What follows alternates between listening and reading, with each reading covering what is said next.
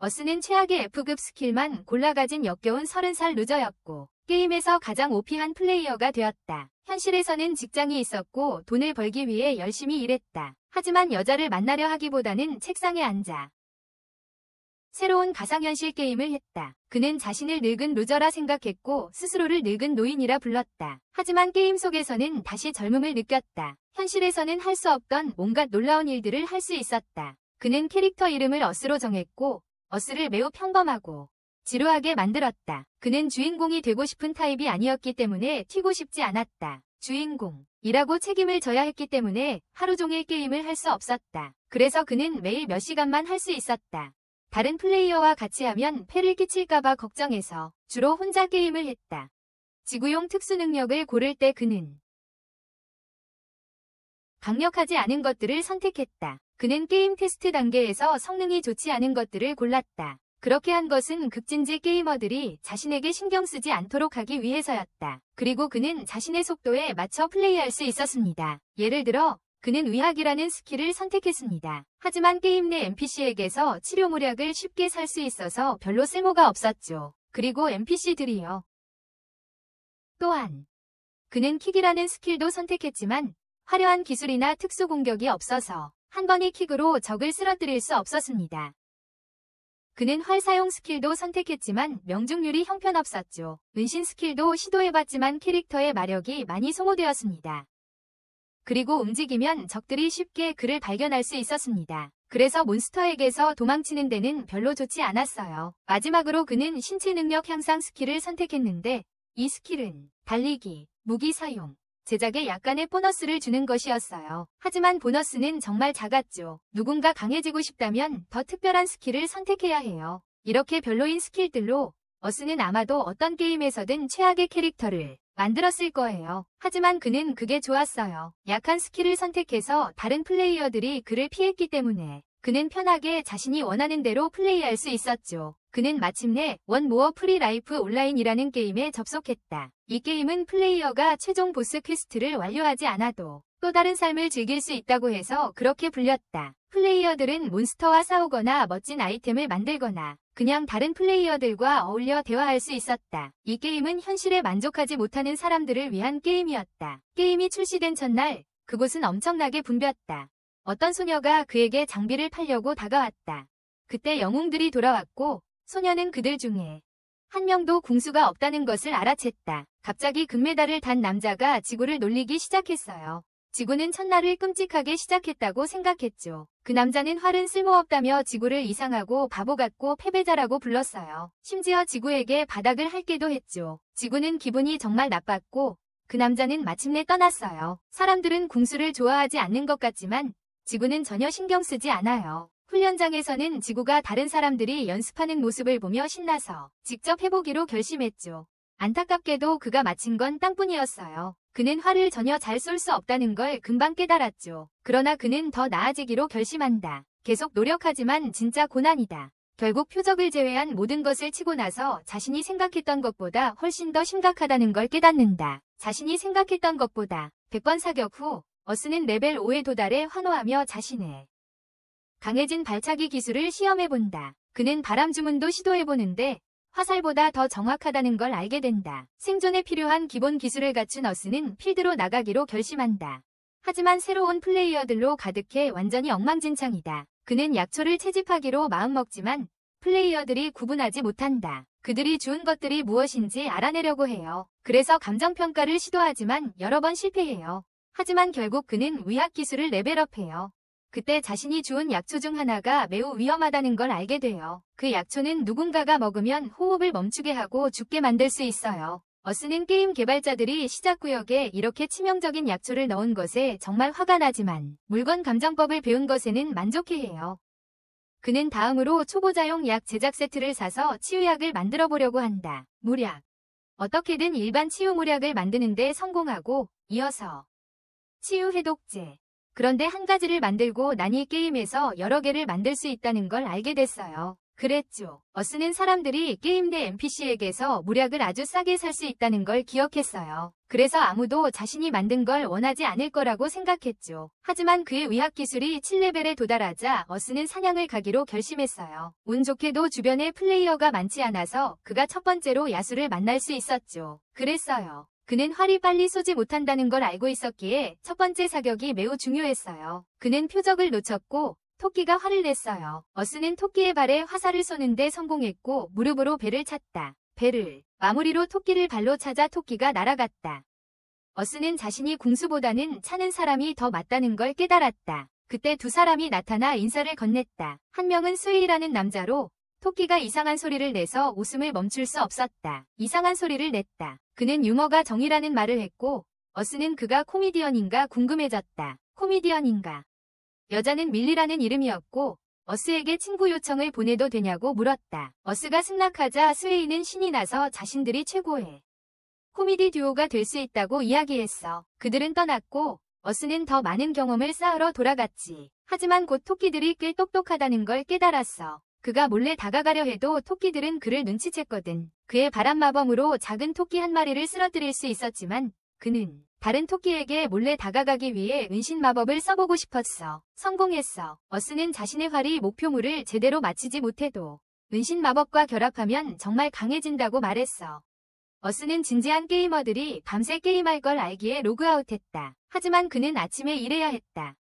다음 날 어스는 끔찍한 맛의 빵을 아침으로 먹고 직접 음식을 만들기로 했다. 스테이크에 양념을 해서 맛있게 만들었지만 자신이 뭘 하는지 잘 몰랐다. 그는 깨달았다. 첫 시도는 형편없었고 점수는 겨우 2점이었다. 그래서 조정을 했고 두 번째는 환상적인 맛이 났다. 하지만 그는 더 나아지길 원하며 내면의 셰프를 발휘했다. 맛있는 냄새가 주변 사람들을 끌어모았다. 어스는 요리를 마치고 점수 7점을 받았지만 마을 사람들 모두가 나타나 조금 달라고 요구했다. 어스는 공짜로 주고 싶지 않아서 아주 높은 가격을 책정했는데 사람들이 기꺼이 지불하려는 걸 보고 놀랐다. 그는 저녁 내내 요리를 하며 요리 레벨을 20까지 올렸고 요리를 훨씬 빠르게 할 수 있는 스킬도 배웠다. 나중에 어스는 활을 만들기로 했다. 활에 대한 수요가 많지 않아 궁수들은 직접 만들어야 했다. 그의 첫 번째 활은 매우 기본적이어서 점수 3점, 공격력 4에 불과했다. 하지만 다음 활은 훨씬 더 나았다. 그는 나무 세 조각을 사용하고 일부를 사포로 다듬어 완벽하게 맞도록 만들었어요. 큰 향상이었고 공격력은 10이었죠. 마침내 어스는 멋진 갑옷으로 자신의 슈퍼 비행기 모습을 업그레이드했어요. 그는 자신의 스탯을 확인하고 얼마나 많이 성장했는지에 기뻐했죠. 하지만 돈이 거의 바닥나고 있었어요. 그래서 그는 자판기에 음식과 포도맛 회복 모략을 넣어봤어요. 누가 살지 보려고요. 그 후 우리는 어스가 엄청난 진전을 이루는 걸 봤어요. 그는 정말 강한 야수들을 물리쳤고 직접 만든 활과 레벨업한 스킬 덕분에 훨씬 수월했어요. 그가 자판기로 돌아왔을 때 그는 다정한 편지들을 그의 물건을 좋아하는 사람들로부터 발견했다. 모든 것이 그가 상상했던 것보다 훨씬 순조로웠다. 하지만 이런 상황이 급격히 악화되었다. 새로운 시스템이 모두를 공격해왔고 그들은 서둘러 마을로 돌아가야 했다. 모두가 대혼란에 빠져 의학 스킬을 가진 사람을 찾으며 모략을 애원하고 있었다. 어스는 게임에 NPC에게서 그냥 모략을 살 수 있다고 생각해 혼란스러워했다. 하지만 즈와이가 NPC들이 모략이 없다고 말하고 있다고 설명했다. 이것은 어스에게 문제였다. 왜냐하면 모두가 자판기에 남겨둔 모략을 달라고 애원할 것을 알았기 때문이다. 자판기에 남겨둔 모략을 달라고 애원할 것을 알았기 때문이다. 한순간도 쉬지 않고 사람들은 모략을 달라고 애원하기 시작했다. 그래서 어스는 모략을 제한된 양만 살 수 있게 하고 아주 높은 가격을 책정했다. 놀랍게도 모두가 불평 없이 높은 가격을 내는데 동의했다. 자판기에 붙은 친절한 메모는 어스에게 서두르라는 요구로 바뀌었고 그의 친구들이 도우러 나타났다. 스바이는 군중을 다루었고 밀리는 돈을 맡기로 했다. 어스가 모략을 다 써버리자 사람들은 다음날 다시 오기로 했다. 그런데 갑자기 정말 성가신 반짝이는 또보기 한 마리가 나타나서 지구에게 모든 모략을 내놓으라고 요구했어요. 지구는 거절했고 또보기는 그들을 위협했죠. 지구는 마침내 자신을 지키며 불량배에게 마을 사람들이 진짜로 모략이 필요한 사람이라고 말했어요. 그는 또보기에게 다른 사람들처럼 기다리라고 했지만 불량배는 그에게 돈을 주려고 했죠. 지구는 게임 내 NPC들이 무기와 갑옷 판매를 중단할 수도 있으니 그러지 말라고 경고했어요. 그럼 제작자들에게 의존해야 할 테니까요.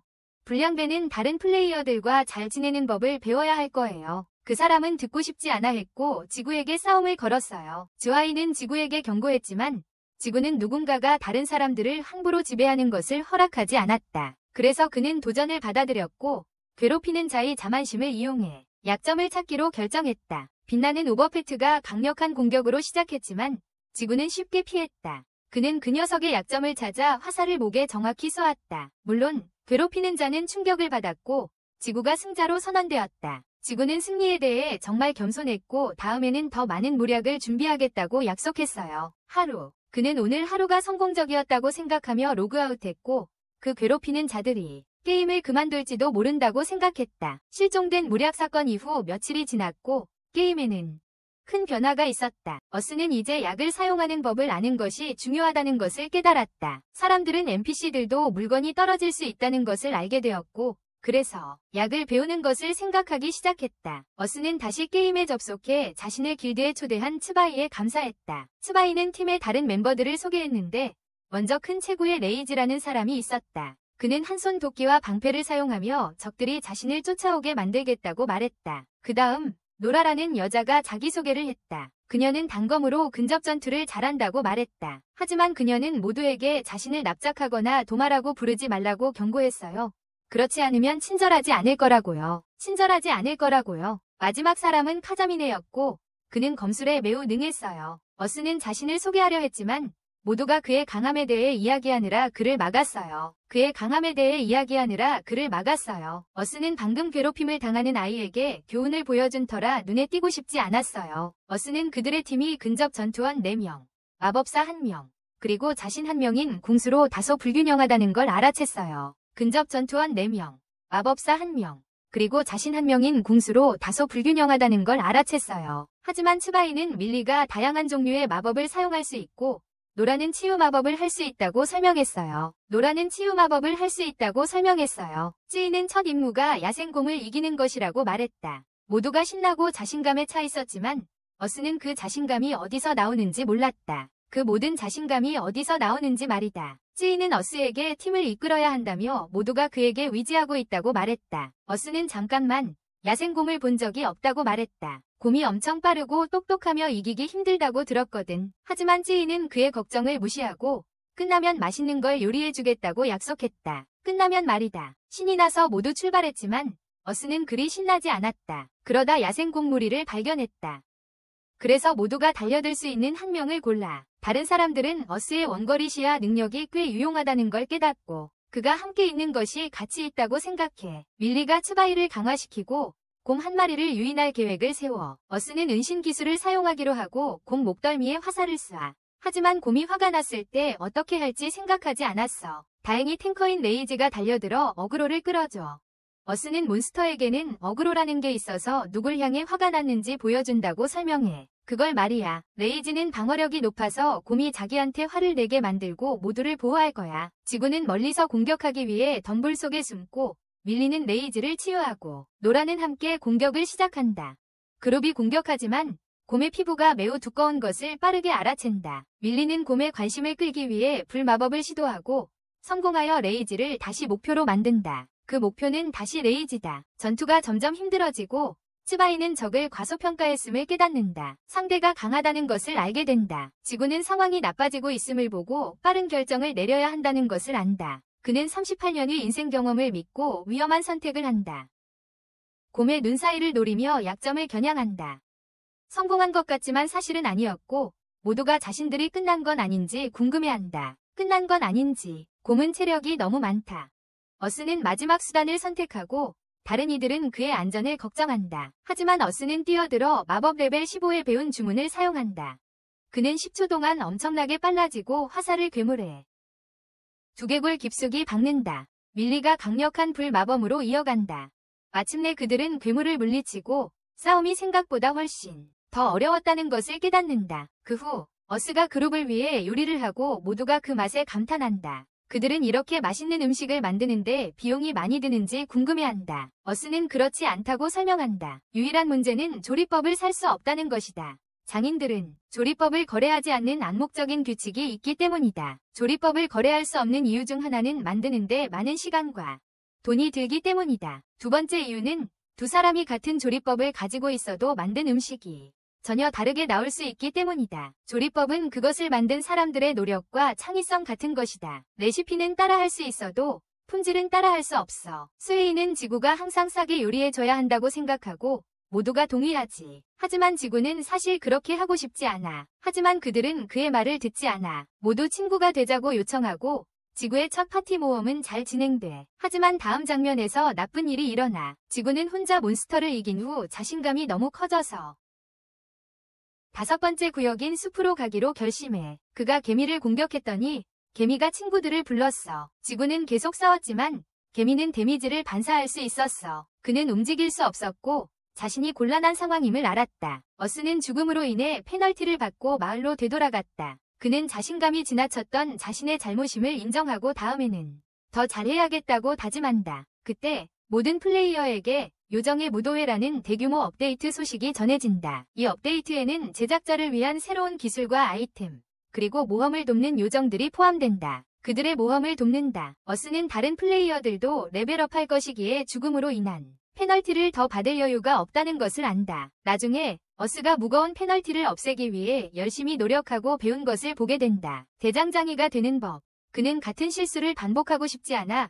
그래서 단단한 개미의 피부를 뚫을 수 있는 화살촉을 만들기로 결심한다. 단단한 개미의 피부를 뚫을 수 있는 화살촉을 만들기로 결심한다. 먼저 그는 두 가지 종류의 철을 구한다. 하나는 뚫기에 적합한 일반 철이고 다른 하나는 강력한 순철이다. 그는 나무 화살에 철 화살촉을 붙여 7개의 공격 지점을 가진 철 화살을 만든다. 7개의 공격 지점을 가진 철 화살을 만든다. 그 다음 그는 타격용 철퇴 같은 화살촉을 만든다. 어스는 더 많은 피해 반사적을 만날 것이라 확신하며 발차기는 도움이 되지 않는다. 그에게 무기를 사용하게 하자. 그래서 그는 문제를 해결하기 위해 부츠 밑창에 짧은 스파이크를 옆면에 칼날을 더한다. 두 가지 문제를 동시에. 비록 프로토타입이지만 유용해서 공격력 12와 방어력 1을 추가로 제공해준다. 하지만 그는 시험해보고 더 개선하기를 원한다. 그때 몇몇 못된 녀석들이 와서 그의 부츠를 비웃는다.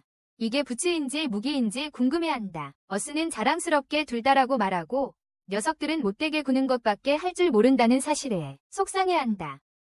나중에 어스는 가게에 가서 활시위를 몇 개 산다. 가게 아가씨는 그의 독특한 부츠를 보고 어스가 개미와 싸우려고 한다고 하자 약간 겁을 낸다. 그는 개미와 싸우기 위해 사용할 계획이라고 말한다. 그녀는 그가 단지 요리사인 줄 알았기에 감탄한다. 활에 대해 어스는 자신이 궁술 레벨 30에 도달했고 이제 전문화를 선택해야 한다고 설명한다. 그는 전문화를 골라야 한다. 그는 세 가지 선택지가 있다. 단궁, 장궁, 그리고 사냥궁이다. 단궁은 사용하기 쉽지만 사거리가 짧고 근접 전투원이 아닌 그에게는 적합하지 않다. 그는 근접 전투원이 아니기 때문이다. 장궁은 사거리와 파워가 있지만 쏘는데 시간이 오래 걸려서 좋지 않다. 솔로 플레이어들. 그래서 그는 사거리와 위력이 예전 것과 같은 사냥용 활을 선택하기로 결정합니다. 그리고 그것은 더 강력한 스킬입니다.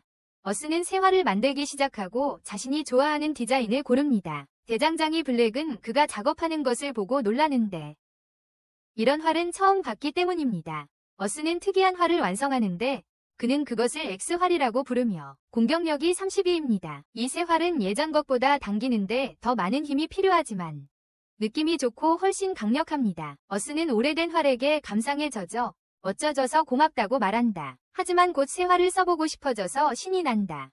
다음 날 복수하겠다는 결심으로 숲으로 돌아간다. 혼자 있는 개미를 찾아내어 그의 강력한 화살로 내리친다. 개미가 반격하려 하지만 어스는 뾰족한 화살로 마무리한다. 하지만 그걸로는 부족하다. 더 많은 개미를 없애야 기분이 나아질 것 같아 개미 때려잡기 행진을 시작한다. 나중에 그는 쓰러진 개미들 앞에 서서 승리를 선언한다. 하지만 그가 복수를 끝내지 않은 것 같아 보인다. 어스는 새로운 갑옷을 만들기 위해 개미 시체를 마을 곳곳에 끌고 다닌다. 갑옷을. 그러다 요정 무도회가 시작된다는 소식을 듣고 수정 하나를 본다. 그는 궁수라서 바람 요정과 계약할 수 있길 바란다. 위식을 시작하는데 수정이 크게 흔들리다가 깨지고 마치 그의 마음처럼. 나중에 어스는 츠바이와 이야기하며 실패한 요정 위식에 대해 말한다. 다른 사람들은 모두 성공했고 어스에게 포기하지 말라고 격려한다. 그들은 행사 후반부에 기회가 있을지도 모른다고 말하며 깨진 아이템이 사라지지 않아서 그는 한 번 더 기회를 얻는다. 츠바이는 한 문제를 해결한 것에 안도하지만 왜 모든 요정들이 지구를 그렇게 좋아하는지 궁금해한다. 나중에 지구는 그늘에서 편히 쉬고 있는데 작은 빛 입자가 그에게 다가온다. 그는 일어나서 요정들이 최근 며칠 동안 자신에게 친근하게 대해졌다고 말한다. 그는 과거의 요정들이 자신에게 친절했다고 언급한다. 그는 요정을 손가락 위에 쉬게 하고 자신의 크리스탈이 깨져서 계약을 맺지 못해 미안하다고 사과한다.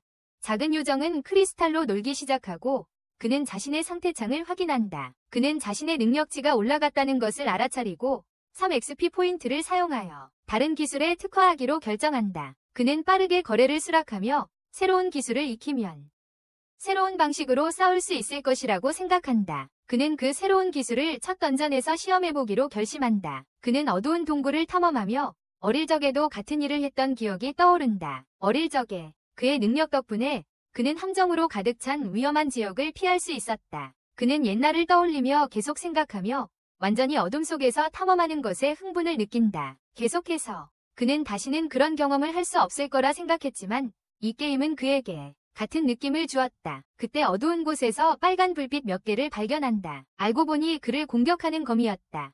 그는 재빠르게 활로 쏘고 바람배기 공격을 이어간다.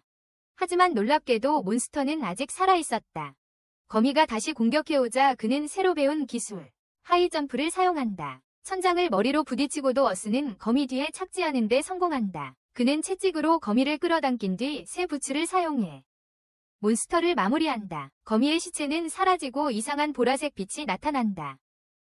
그는 그것이 어둠 요정임을 깨닫고 그들을 따라가기로 한다. 그들은 그를 위험한 길로 안내하지만 그는 안정된 중심 잡기 기술 덕분에 무사히 버틴다. 하지만 길끝에 도착했을 때 그는 놀란다. 거대한 바위 주변에 수많은 요정들이 모여있고 그는 조사하기로 한다. 그는 바위를 옆으로 밀어내고 비밀문을 발견한다. 문을 열자 안에 오래된 반지가 든 상자가 있다. 그는 그것을 모험의 추억으로 간직하기로 하고 요정들에게 감사한다. 바로 그 순간 게임 마스터들이 새로운 메시지를 공개합니다. 그들은 요정 무도회 이벤트 후반부를 발표하고 있습니다. 그 이름은 요정 전투 토너먼트입니다. 그는 공식 발표를 보기 위해 빠르게 주요 도시로 돌아갑니다. 게임 마스터들은 요정들이 참여하면 진화할 것이라고 밝힙니다. 그들이 해야 할 일은 일정 수의 플레이어 대 플레이어 전투에서 이기는 것입니다. 만약 성공하면 요정들은 진화하여 새로운 형태를 얻게 됩니다. 하지만 같은 상대와는 다시 싸울 수 없습니다. 또한 상위 16명의 플레이어가 새로운 놀라운 보상이 있는 토너먼트에 초대된다고 설명합니다. 또한 이번 새로운 게임 업데이트로 플레이어들은 자랑할 수 있는 칭호를 얻을 수 있게 됩니다. 자랑할 수 있습니다. 하지만 플레이 스타일에 따라 희귀한 칭호도 존재할 것입니다. 그들은 또한 지구의 가장 중요한 소식을 발표했습니다. 요정과 계약에 실패한 사람들은 플레이어와 싸우면 자신의 크리스탈을 수리할 수 있습니다. 그리고 수리된 크리스탈은 요정을 얻는 데 성공률이 보장될 뿐만 아니라 S등급 요정을 얻을 확률도 높습니다. 또한 요정들이 정체성과 개성을 가지는 새로운 시스템도 도입됩니다. 모두가 흥분한다. 어스도 마찬가지다. 하지만 그는 전투에 약한 장인들이 표적이 될 것 같은 느낌이 든다. 전투에 그는 장인 친구들과 이 문제에 대해 이야기하기로 하지만 그들은 괜찮을 거라고 확신시킨다. 괜찮을 거라고. 그들은 기본적으로 싸움을 강요하는 사람은 모두 블랙리스트에 올리기로 동의했다. 즉, 누군가 그들을 표적으로 삼으면 그 사람은 아무것도 살 수 없다는 뜻이다. 아무것도. 영원히. 어스는 그들이 이미 스스로를 보호할 방법을 찾은 것에 기뻐한다. 블랙스가 그에게 새마을에 이미 가봤냐고 묻는다. 그는 어스에게 워프 포털을 이용해 거기에 갈 수 있다고 설명하지만 거기에는 엄청난 수의 하드코어 PVP 플레이어들이 모이고 있다고 경고한다. 블랙스는 또한 어떤 사람들은 시간을 들여 먼저 만나 싸움을 벌이고 있다고 밝힌다. 먼저. 어스는 그게 게임에서 꽤나 정상적인 일이라 생각하며 블랙스에게 먼저 누군가와 싸울 거냐고 묻는다. 먼저. 하지만 블랙스는 단지 새로운 아이템 제작에만 관심이 있다. 어스는 그것도 이벤트를 즐기는 한 방법이라 생각하지만 자신이 뭘 해야 할지 확신이 없다. 확신이 없다. 며칠 후 새 게임 패치가 완전히 적용되고 어스는 고정된다. 그는 먼저 새로운 칭호 시스템을 확인하기로 한다. 하지만 주변 모든 사람이 그를 쳐다보며 어스의 칭호가 희귀하다고 말한다. 그는 스탯 창을 열어보니 자신의 칭호가 요정 플레이보이였다. 설상가상으로 이벤트 기간 중 특별 PVP 전투를 치르지 않으면 다른 플레이어에게 칭호를 숨길 수도 없었다. 어스는 이런 일이 자신에게 일어나다니 믿을 수가 없었다. 그를 포함한 모두가 혼란스러워했다. 그는 이 칭호가 굴욕적이라고 생각했지만 동시에 몇몇 요정들이 나타나기 시작했다. 그를 둘러싸고 모여든다. 그는 그것을 제거하기 위해 싸움을 결심한다. 그는 도움을 외치며 누군가 자신과 싸워주길 간청한다. 로나라는 소녀가 나타나 그를 구하고 도전을 건넨다. 그는 기쁨에 울기 시작하며 그녀의 도움에 감사한다. 그녀는 그를 알아보지만 그는 그녀가 누군지 모른다. 그녀는 자신이 파란색, 즉 츠바이 길드 소속이라고 설명한다. 그녀는 무술을 사용하며 지구의 발차기에 대해 궁금해한다고 말한다. 그가 결투 초대를 받아들이려 할 때 로나의 요정이 그의 어깨로 날아든다. 어스는 혼란스러워하는데 특히 요정이 마법에 걸린 것처럼 보이기 때문이다. 로나도 혼란스러워하며 자신의 요정은 보통 수줍어한다고 설명한다. 갑자기 요정이 결투 거절 버튼을 누른다.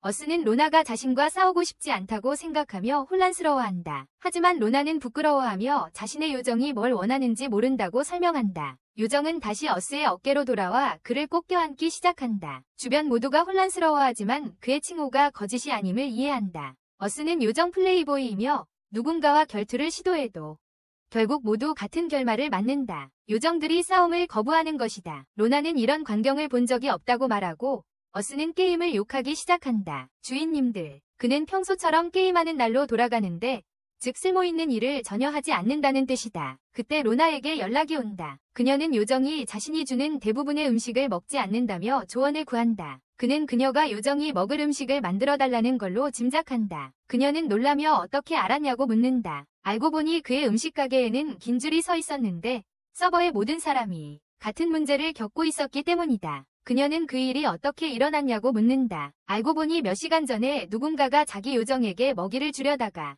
빵! 요정은 거절했고 주인은 그의 솜씨 때문에 어스에게 뭔가 요리해달라고 부탁했다. 요정은 그것을 좋아했고 소문이 퍼졌다. 그리고 이제 모두가 자기 요정을 위해 엄청난 양의 음식을 요청하고 있다. 공정하게 말하자면 어스는 눈에 띄지 않으려 너무 노력했지만 매번 정반대의 일이 일어난다. 매번.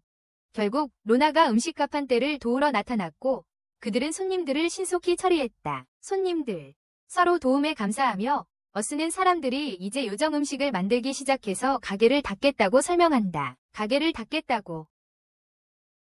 로나가 앞으로 무엇을 할 거냐고 묻자 그는 너무 정신이 없어서 새 패치 기능을 확인하지 못했다는 것을 깨닫는다. 그녀는 함께 새 마을을 구경하자고 제안하고 둘은 그곳으로 워프한다. 어스는 넥시아라는 이름의 새 마을에 깊은 인상을 받고 PVP 구역을 살펴보기로 한다. 두 대결자는 파란 앵무새를 데리고 있는 남자와 늑대를 데리고 있는 남자다. 로나는 늑대에게서 뭔가 이상한 점을 재빨리 눈치채고 어스에게 묻는다. 어스는 그녀가 맞다고 설명하지만 둘은 경기를 지켜보기로 한다. 앵무새 남자는 자신의 요정 바람 마법을 사용하고 두 플레이어는 서로 검을 겨루기 시작한다. 치열한 결투지만 서로의 공격을 잘 막아내고 있는 것 같아요. 늑대 남자가 상대를 밀어내고 자신의 늑대에게 불공격을 명령합니다. 공격을. 하지만 늑대는 피카츄처럼 행동하며 주인의 명령을 무시합니다. 남자는 당황하며 늑대에게 서두르라고 말합니다. 하지만 모든 명령이 거부됩니다. 로나와 어스는 무슨 일이 일어난 건지 혼란스러워합니다. 보통 요정들은 명령을 거역하지 않거든요. 그때 앵무새가 남자에게 번개 마법을 사용하고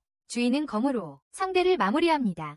결투가 끝나고 로나는 지구가 왜 늑대 요정이 주인을 무시했는지 아는지 묻는다. 명령입니다. 지구는 그 남자가 노예 요정 사용자라고 말한다. 로나는 그 용어가 헷갈리지만 지구는 그것이 그들이 사용하는 용어라고 설명한다. 요정을 학대하는 사람들을 위한 것입니다. 기본적으로 그 남자는 늑대를 때려서 자기 뜻대로 하려고 했던 것이다. 그래서 늑대는 이제 그에게 복종하지 않는다. 그 남자는 완전히 짜증이 나서 일어나 요정 늑대를 때릴 준비를 한다. 복종하지 않은 것에 대한 복수입니다. 지구는 무언가 나쁜 일이 일어나려 한다는 것을 재빨리 깨닫는다. 로나가 그에게 무슨 일이냐고 묻자 그는 한번 온라인에서 본 영상을 설명한다. 노예 요정 사용자에 관한 영상이었다. 기본적으로 그는 요정을 너무 학대해서 시스템이 그를 벌하기로 결정했다. 그 남자는 자신의 요정과 싸워야 했다. 게다가 그 남자의 요정은 S랭크로 진화했다.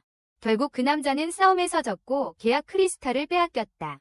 다행히 이번 바보는 무슨 일이 일어날지 알고 그냥 물러나기로 했다. 로나는 이 시스템에 대해 몰랐지만 어스가 오래된 게임 몇 개가 이런 유형의 시스템을 사용한다고 설명했다. 기본적으로 그는 그 게임들에서 패시 통제를 벗어나거나 공격할 수 있다고 밝혔다. 그녀가 너무 많은 무리한 명령을 내리면 말이야. 그녀는 그런 시스템이 너무 구식이라고 생각해. 하지만 어스는 현재 게임들이 플레이어들에게 너무 쉽다고 말하지. 그래서 그는 게임 마스터들이 이 게임을 옛날 스타일의 MMO로 만들려고 한다고 생각해. 그는 그런 다음 로그아웃 하겠다며 작별 인사를 해. 현실 세계에서 어스는 VR 헤드셋을 벗으며 로나 같은 사람들이 정말로 자신들의 요정들을 아낀다는 생각을 해. 하지만 그렇지 않은 사람들도 있지. 그래도 그는 플레이어들이 원하는 대로 게임을 하는 게 맞다고 이해해. 그는 나중에 다시 게임에 로그인해서 제작에 집중한다. 그러자 다른 노예 요정 사용자에게 다가온다. 그 남자는 자신의 칭호 때문에 지구와 이야기하고 싶다고 한다. 지구는 그것에 짜증을 내지만 말을 들어준다. 이 금속 남자는 자신의 요정과 화해하는 방법을 알고 싶어 한다. 당연히 늑대의 지구에 대한 행동은 배려심 있고 부드럽다. 그 남자는 이렇게 행동하면 어떤 일이 일어날지 알고 있다고 설명하며 지구에게 도움을 요청한다. 지구는 왜 그 남자가 늑대에게 못되게 구렸는지 묻는다. 요약하자면 그 남자는 시스템에 혼란스러워서 온라인 영상을 찾아봤다. 모두가 요정을 학대하거나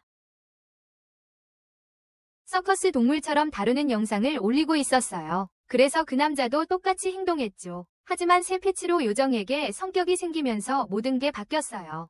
그 늑대는 그의 말을 듣지 않았고 심지어 복종시키려고 가끔 때리기까지 했죠. 복종시키려고요. 그 남자는 그걸 후회하며 다시 어스에게 도움을 청하고 심지어 돈까지 주겠다고 약속했어요. 돈까지요. 우리 친구는 돈 받기를 거절하고 그 남자에게 늑대를 예전처럼 대하지 말라고 말했죠. 그리고 기본적인 조언 몇 가지를 해줬어요. 늑대를 친구처럼 대하기 시작하세요. 그 사람은 혼란스러워하지만 지구는 깊이 빠져듭니다. 그에게 싸우고 식사를 나누고 함께 휴식을 취하라고 말합니다. 심지어 로그아웃할 때마다 작별 인사를 하라고도 합니다. 그렇게 하면 그의 늑대는 점차 그를 친구로 여기고 명령에 따르게 될 것입니다. 그 사람은 또 지구에게 늑대를 위해 맛있는 것을 만들어 달라고 합니다. 그는 빠르게 준비하고 먼저 늑대에게 먹이를 줍니다. 의심스럽지만 늑대는 음식을 받아들입니다. 그 사람은 점점 더 깨닫기 시작하며 그의 동료가 서서히 그를 받아들이기 시작하는 것을 느낍니다. 그는 어스에게 감사를 표하고 요정과 함께 걸어간다. 하지만 이 상황을 흥미롭게 여기는 누군가가 있다. 어스가 그 사람이 누구냐고 묻자 그는 자신이 실버라고 답하며 어스와 개인적으로 이야기하고 싶다고 말한다. 지구는 그가 플레이어인지 아닌지 확신하지 못하는 노인과 대화하기로 한다. NPC. 그의 집안에서 어스는 노인의 장비, 움직임, 그리고 레벨이 상당함을 알아챈다. 그보다 높아야 한다. 노인은 앉아 어스에게 글래드라는 사람을 만난 적이 있느냐고 묻는다. 어스는 잠시 생각하다가 아니라고 대답한다. 그는 글래드가 요정 플레이보이 칭호를 가진 플레이어들을 노리고 있다는 소문이 있었다고 설명한다. 요정 플레이보이 칭호. 어스는 약간 혼란스러워하며 글래드가 누구냐고 묻는다. 노인은 글래드가 자신의 파티의 전 멤버였다고 설명한다. 말과 행동에 문제가 있었음에도 불구하고 글래드는 훌륭한 탱커였다. 어스는 글래드가 파티에서 쫓겨난 게 아닌가 의심한다. 노인은 글래드가 거만해져서 다른 멤버들을 깔보기 시작했다고 확인한다. 다른 멤버들을 깔보기 시작했다고. 노인은 글래드가 마지막 이벤트에 격분했던 이유가 자신만 요정과 계약을 못했기 때문이라고 밝힌다. 그는 파티에서 유일하게 요정과 계약하지 못한 멤버였다. 결국 그는 너무 화가 나서 그 분노를 모두에게 쏟아부었고 그룹에서 쫓겨났습니다. 그 노인은 자신의 요정을 불러내라고 말했고 어스는 그것이 아랭크, 라이트 발키리임을 깨달았습니다. 그리고 그녀 때문에 글래드는 항상 노인의 도움 시도를 거절했습니다. 하지만 마지막 업데이트로 글래드는 새로운 계약, 크리스탈을 얻어 다크니스 폭스 요정과 계약을 맺었습니다.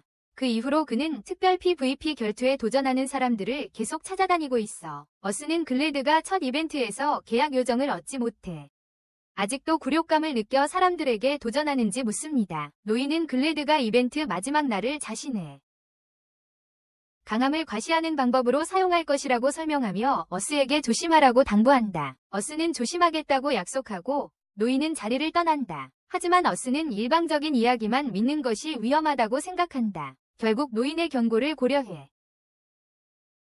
그가 도시에 머무는 시간을 줄이기로 한다. 그는 레벨업과 재료 획득을 위해 몬스터와 싸우지만 주된 이유는 이미 전투 중이면 다른 플레이어가 도전할 수 없기 때문이다. 고물 사냥에 고기와 모피를 비축한다. 모두가 사용하는 갑옷 대신 모피로 망토를 만들 계획이다. 등을 보호하지 않는다. 그는 멀리서 곰의 머리를 조준해 쏘지만 싸움은 거기서 끝나지 않는다. 곰은 화가 나서 어스를 향해 돌진하기 시작한다. 어스는 거울 화살 스킬을 사용해 자신을 2명으로 복제하고 각각 복제체가 화살을 쏜다. 곰이 맞고 어스는 채찍으로 그를 땅에 묶는다.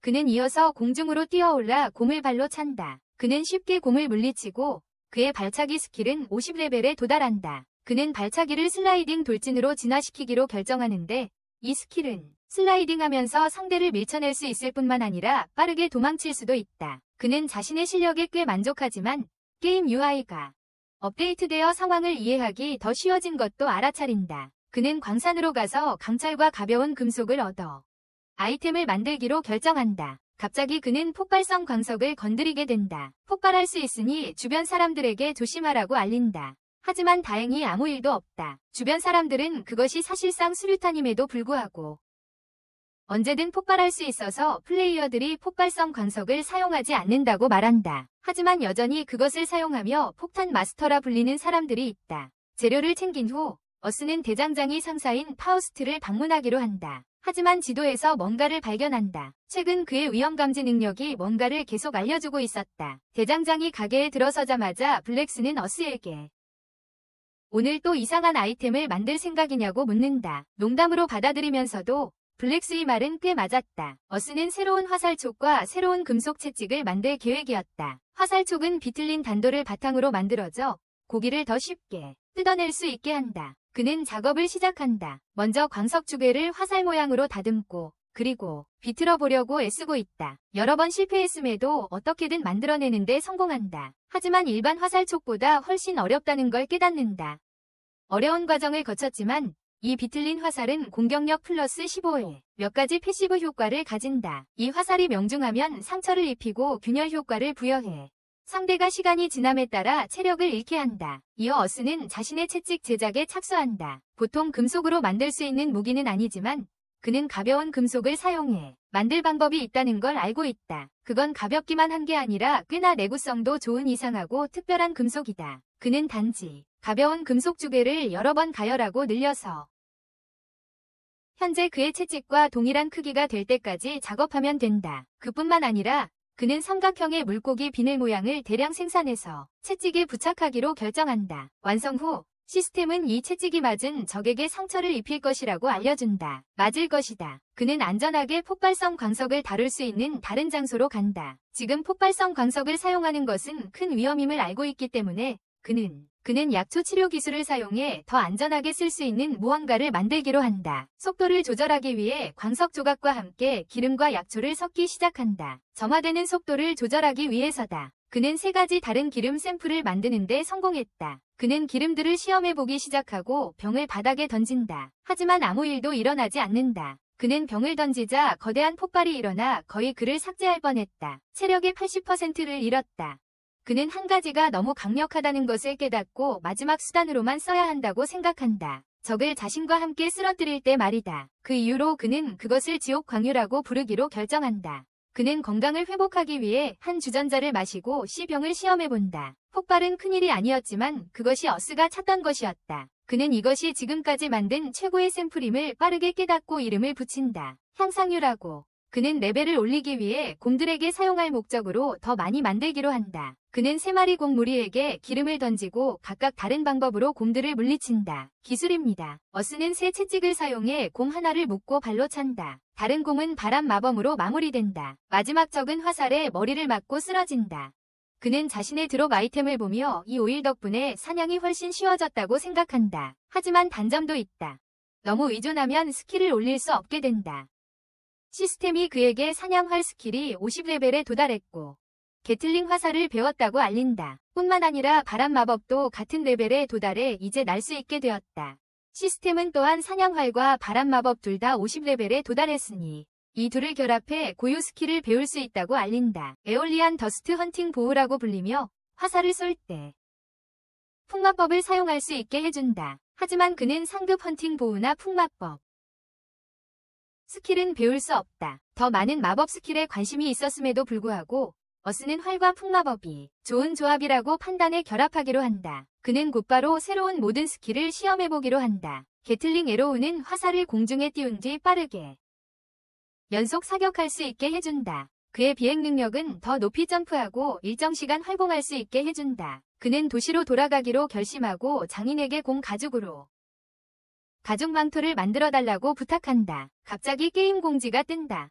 개발자들은 요정 PVP 이벤트가 종료되었으며 최종 토너먼트에 참가할 16명을 공개할 것이라고 설명한다. 최종 토너먼트 참가자 16명이 발표된다. 그때 최가 나타나 지구에게 이벤트에 신경 쓰지 않아서 토너먼트에 참가하지 못했을 거라고 말한다. 선정된 16명이 플레이어가 발표되고 지구는 노인과 글래드가 자격을 얻은 것을 알아챈다. 그들은 가장 높은 승률을 가진 플레이어들이다. 노인과의 대화에도 불구하고 어스는 그들의 전투가 흥미로울 것이라 생각하며 지켜보고 싶어한다. 토너먼트가 곧 시작되고 모두가 그것을 보기 위해 경기장으로 향한다. 어스는 자신의 장거리 시야 기술을 사용하기로 결정하고 몇몇 자신과 같은 칭호를 가진 선수들이 있음을 본다. 초반 전투가 시작되고 어스는 선수들이 요정을 얼마나 발전시켰는지 깨닫는다. 만약 자신이 토너먼트에 참가했다면 아마도 경기에서 이길 확률이 10%였을 것이다. 하지만 그는 뭔가 이상한 점을 발견한다. 이기는 요정은 패배한 요정의 빛 입자를 흡수한다.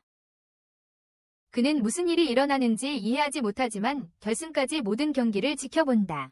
결승까지 노인과 글래드의 대결이다. 글래드는 꽤 건방지게 노인에게 포기하라고 하지만 노인은 단지 그를 바로잡아야 한다고 말한다. 글래드는 혼란스러워 어떻게 하냐고 묻지만 노인은 단지 그를 때리겠다고 답한다. 싸움이 시작되고 두 사람은 서로 돌진한다. 글래드는 공격을 막으며 노인이 도끼를 사용할 것임을 알고 있음을 드러낸다. 그를 방해한 다음 균형을 무너뜨려라. 노인이 반격하고 글래드가 공격으로 나선다. 전투는 난장판이 되고 두 사람은 각각 요정과 기술을 사용해 서로를 공격한다. 노인의 요정이 글래드를 명중시켜 잠시 마비시킨다. 노인은 마무리 치려고 하지만 글래드는 바람 마법을 써서 재빨리 물러난다. 글래드는 이 기회를 이용해 노인을 공격하고 그의 여우 요정은 불꽃으로 결정타를 가한다. 글래드가 대회 우승자로 발표되는데 이상한 일이 일어난다. 그의 늑대 요정이 작은 빛의 원으로 변했다가 여우 소녀로 진화한다. 글래드는 그 일이 일어나서 기쁘다고 말하며 그녀에게 도움이 되라고 하지만 여우 소녀는 그를 따르기를 거부한다. 글래드는 혼란스러워하지만 여우소녀는 이 행사가 다음 요정의 통치자를 선출하기 위해 만들어졌다고 설명한다. 그녀는 그들의 통치자가 강할 뿐만 아니라 전쟁의 기술에도 능통하다는 예언이 있다고 주장한다. 글래드는 여전히 이해하지 못하지만 그녀는 요정들이 전쟁을 좋아하는 존재가 아니라고 설명한다. 그래서 그들은 인간에게서 싸우는 법을 배우기로 결정했다. 그 싸움의 승자는 패자의 경험을 흡수한다.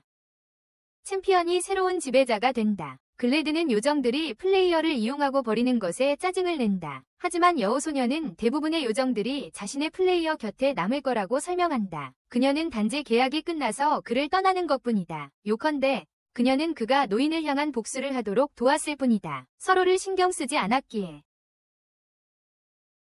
자신들의 목표를 이루기 위해 파트너가 된 적이 없다고 설명한다. 그가 그녀에게 소리치자 그녀는 그에게 이건 단지 게임일 뿐이라고 말한다. 하지만 여긴 그녀의 진짜 세계다. 어스는 여우소녀가 AI가 아니라 진짜 사람처럼 말하고 있음을 깨닫는다. 하지만 그는 지금은 무시하기로 결정한다. 여우소녀는 글래드에게 자신만큼 강한 요정과 계약을 맺게 해주겠다고 말한다. 하지만 그는 그것을 받아들이기를 거부하고 그녀를 쓰러뜨리려 한다. 두 사람이 양보하지 못해 결투를 시작한다. 하지만 여우소녀는 동시에 5가지 마법을 빠르게 날린다. 글래드는 이를 피하고 공격하려 하지만 그녀는 쉽게 피하며 충격으로 마비시킨다. 충격으로. 그 후 그녀는 더 많은 기술을 사용해 그를 무찌른다. 모든 것이 끝나자 요정은 글래드가 배운 것을 알리며 노인을 다시 소환한다. 교훈. 그녀는 모든 요정 플레이보이 선수들을 소집하고 요정 PVP 이벤트에 참가하지 않은 것에 대해 감사를 표한다. 요정 PVP 이벤트에 참가하지 않은 것에 대해 감사를 표한다. 그 결과 그들은 요정을 보상으로 받게 된다. 하지만 어스는 특별하다. 왜냐하면 그녀와 싸워야 하기 때문이다. 어스는 혼란스러워하지만 그녀는 그와 싸우고 싶다고 반복한다. 요정은 그가 토너먼트에 참가하지 않았기 때문에 계속해서 무료로 상을 줄 수 없다고 말한다. 토너먼트에 참가하지 않았기 때문에 계속해서 무료로 상을 줄 수 없다고 말한다. 어스는 결승 진출자들에게 불공평할 것이라 생각하며 그녀의 말에 동의한다. 그래서 그녀는 다른 사람들을 무시하고 어스와 싸우며 공정하려고 한다. 요정 플레이보이들. 그녀는 보상으로 지구가 자신의 힘 일부를 받게 될 것이라고 말하고 그는 싸움에서 이길 필요조차 없다고 한다. 하지만 만약 그가 이긴다면 보상은 더 좋아질 것이다. 지구는 수락하지만 갑자기 그의 요정 플레이보이 타이틀이 사라진다. 그 후 우리는 음흉한 개발팀이 이 이벤트가 절정에 이르렀다고 말하는 것을 본다. 클라이맥스. 지구는 전략을 생각하느라 몇 분을 쓴다. 그는 자신이 이길 가능성이 거의 없다는 것을 깨닫는다. 그녀가 강력한 폭발로 그를 한 번만 맞추면 그는 리스폰하게 될 것이다. 포인트. 하지만 그는 한 가지 이점이 있다. 그는 이미 그녀가 싸우는 모습을 한 번 본 적이 있다. 또한 그는 그녀가 활을 주무기로 삼아 싸우는 상대와 싸워본 경험이 전혀 없다는 것을 확신한다. 그는 체력이 낮아 빠르게 움직여야 한다는 것을 알고 있으며 전투가 길어지면 지고 만다는 것도 안다. 하지만 그녀를 이길 수 있는 유일한 방법은 비열한 싸움을 하는 것이다. 그는 자신의 기름을 준비하고 둘은 결투를 시작할 준비를 한다. 카운트다운이 0에 도달하자 어스가 재빨리 몸을 돌려 미끄러지듯 벗어난다. 요정은 혼란스러워하지만 곧 그 어스가 궁수이기 때문에 거리를 벌린 것을 깨닫는다. 그는 궁수다. 어스는 첫 번째 화살을 70% 힘으로 쏘기로 결심하지만 그녀 요정은 바람 마법으로 막아낸다. 처음엔 혼란스러웠지만 그는 전력을 다하면 마법도 뚫을 수 있다는 걸 곧 깨닫는다. 전력을 다해야 한다. 요정은 여러 개의 화염창을 소환하기 시작하지만 그는 그것들을 모두 피한다. 그는 다시 한번 화살을 쏘고 그녀는 화염 마법으로 막아보려 한다. 그러나 마법은 화살을 막지 못하고 그녀의 어깨를 명중시킨다. 요정은 거리를 좁혀 그를 반드시 멈춰야 한다고 결심한다. 하지만 지구는 이미 준비가 되어 있었고 그의 플라스크를 꺼냈다. 그녀는 처음에 그것이 물약인 줄 알고 마시지 못하게 하려고 했지만 그는 그것을 그녀에게 던졌고 연기 구름이 피어올랐다. 연기로 둘러싸인 요정은 그 플라스크에 독이 들어있음을 깨달았다. 그 후 지구는 강화된 기름이 담긴 플라스크를 그녀에게 던져 여러 차례 폭발을 일으켰다. 그녀는 자신이 아이템을 제한하지 않은 실수라는 것을 빠르게 깨달았다. 지구는 단순히 인간으로서 강한 상대에 맞서기 위해 전략을 생각해야 한다고 대답했다. 그는 강한 상대를 만났을 때 전략이 필요하다고 말한다. 그 후 요정은 지구의 시야를 차단하고 공격을 막기 위해 벽을 소환했다. 그의 공격을 막기 위해. 그러나 어스는 재빨리 은신 스킬을 발동한다. 요정이 그를 탐지하려 하지만 할 수가 없다. 벽 마법이 사라지기 시작하고 그녀는 그를 찾아내려 한다. 그러나 어스가 뒤에서 나타나 채찍으로 그녀를 제압한다. 그는 슬라이딩 돌진 스킬로 이어가며 새로 얻은 활 스킬을 결합한다. 그는 화살을 공중에 쏘아 올린 뒤 기관총처럼 난사하고 이어 분신 2중 스킬을 사용한다. 얼굴에 여러 화살을 맞은 후 어스는 비행과 대점프 스킬을 사용해 그녀의 코어를 관통하는 화살을 쏜다. 그는 같은 화살을 그녀의 몸속 깊숙이 다시 찬 다음 요정은 사라진다. 관중들이 방금 본 것에 열광하는 와중에도 어스는 자신이 큰 실수를 했다는 걸 깨닫는다. 그는 자신의 콤보 기술을 많은 관중 앞에서 보여줬고 그들은 앞으로 그를 괴롭힐 것이다. 게다가 그들은 그에게 강화된 오일을 만들어달라고 요청하고 싸움을 도전할 것이다. 그는 아직 도망칠 수 있을 때 도망가기로 결심한다. 하지만 요정이 다시 나타난다. 그녀는 패배를 인정하며 그에게 보상의 시간이 왔다고 말한다. 그녀는 그에게 부서진 요정 계약 수정과 요정 반지를 꺼내라고 말한다. 그는 그것 때문에 혼란스러워하며 그가 발견한 반지에 대해 말하는지 묻는다. 감옥. 그의 요정 계약 수정구를 확인하던 중 그녀는 그가 꽤 예측 불가능하다고 언급한다. 그는 이미 5개의 불이 들어와 있기 때문에 그녀는 빛의 자녀들을 부르고 2개의 빛이 더 안에서 나타납니다. 그녀는 수정과 반지를 다시 조립한다. 그녀가 반지를 그의 손가락에 끼우려 하자 그는 거부하려 한다. 마치 그녀가 그에게 청혼하는 것처럼. 하지만 그녀는 주문을 사용해 힘을 증강시키고 마침내 그의 손가락에 반지를 끼우는 데 성공한다. 시스템은 이 반지가 게임 내에서 고유 아이템이라고 표시하는데 그 이유는 모든 6가지 요정의 힘을 담고 있기 때문이다. 장착하면 요정의 나라로 통하는 길이 열린다. 하지만 문제가 있다. 미친 능력치를 지녔음에도 그가 반지를 벗을 수가 없다. 공격력, 방어력, 그리고 마나 회복 속도가 10% 증가하는 반면 마나 소모는 5% 감소한다. 공격할 때 요정 여왕의 환영을 3초 동안 소환할 수도 있습니다. 하지만 가장 흥미로운 것은 새로운 칭호, 요정 여왕마저 매혹시킨 자입니다. 그는 이것이 앞으로 문제를 일으킬 것임을 알고 있습니다.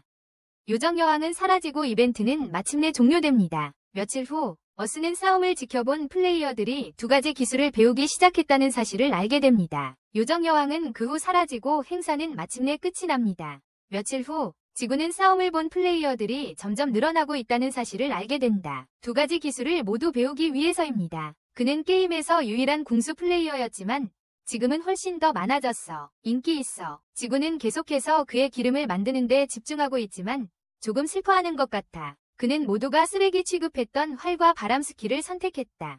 하지만 이제 사람들은 그것들이 매우 강력하다는 것을 깨닫고 있다. 갑자기 요정 여왕이 나타나 그를 혼란스럽게 한다. 그는 그녀에게 어떻게 자신이 있는 곳을 알았냐고 묻지만 그녀는 반지가 텔레포트 포인트라고 대답한다. 그녀는 외로운 그에게 사랑을 전하러 왔다며 놀리지만 요정이 없다고 한다. 하지만 그는 그녀의 머리를 한 대 친다. 그는 그녀가 그냥 이를 피하려 온 것임을 알고 돌아가라고 명령한다. 그는 도시로 돌아가기로 결심하지만 모두가 자신을 쳐다봐서 불편함을 느낀다. 모두가 그를 바라보고 있다. 사람들은 그가 요정 여왕의 남편이라고 수군거린다. 갑자기 그는 누군가에게 걷지 말라고 소리치는 남자의 외침을 듣는다. 어스는 어떤 혼란에 휘말리기 전에 계속 걷기로 결심한다.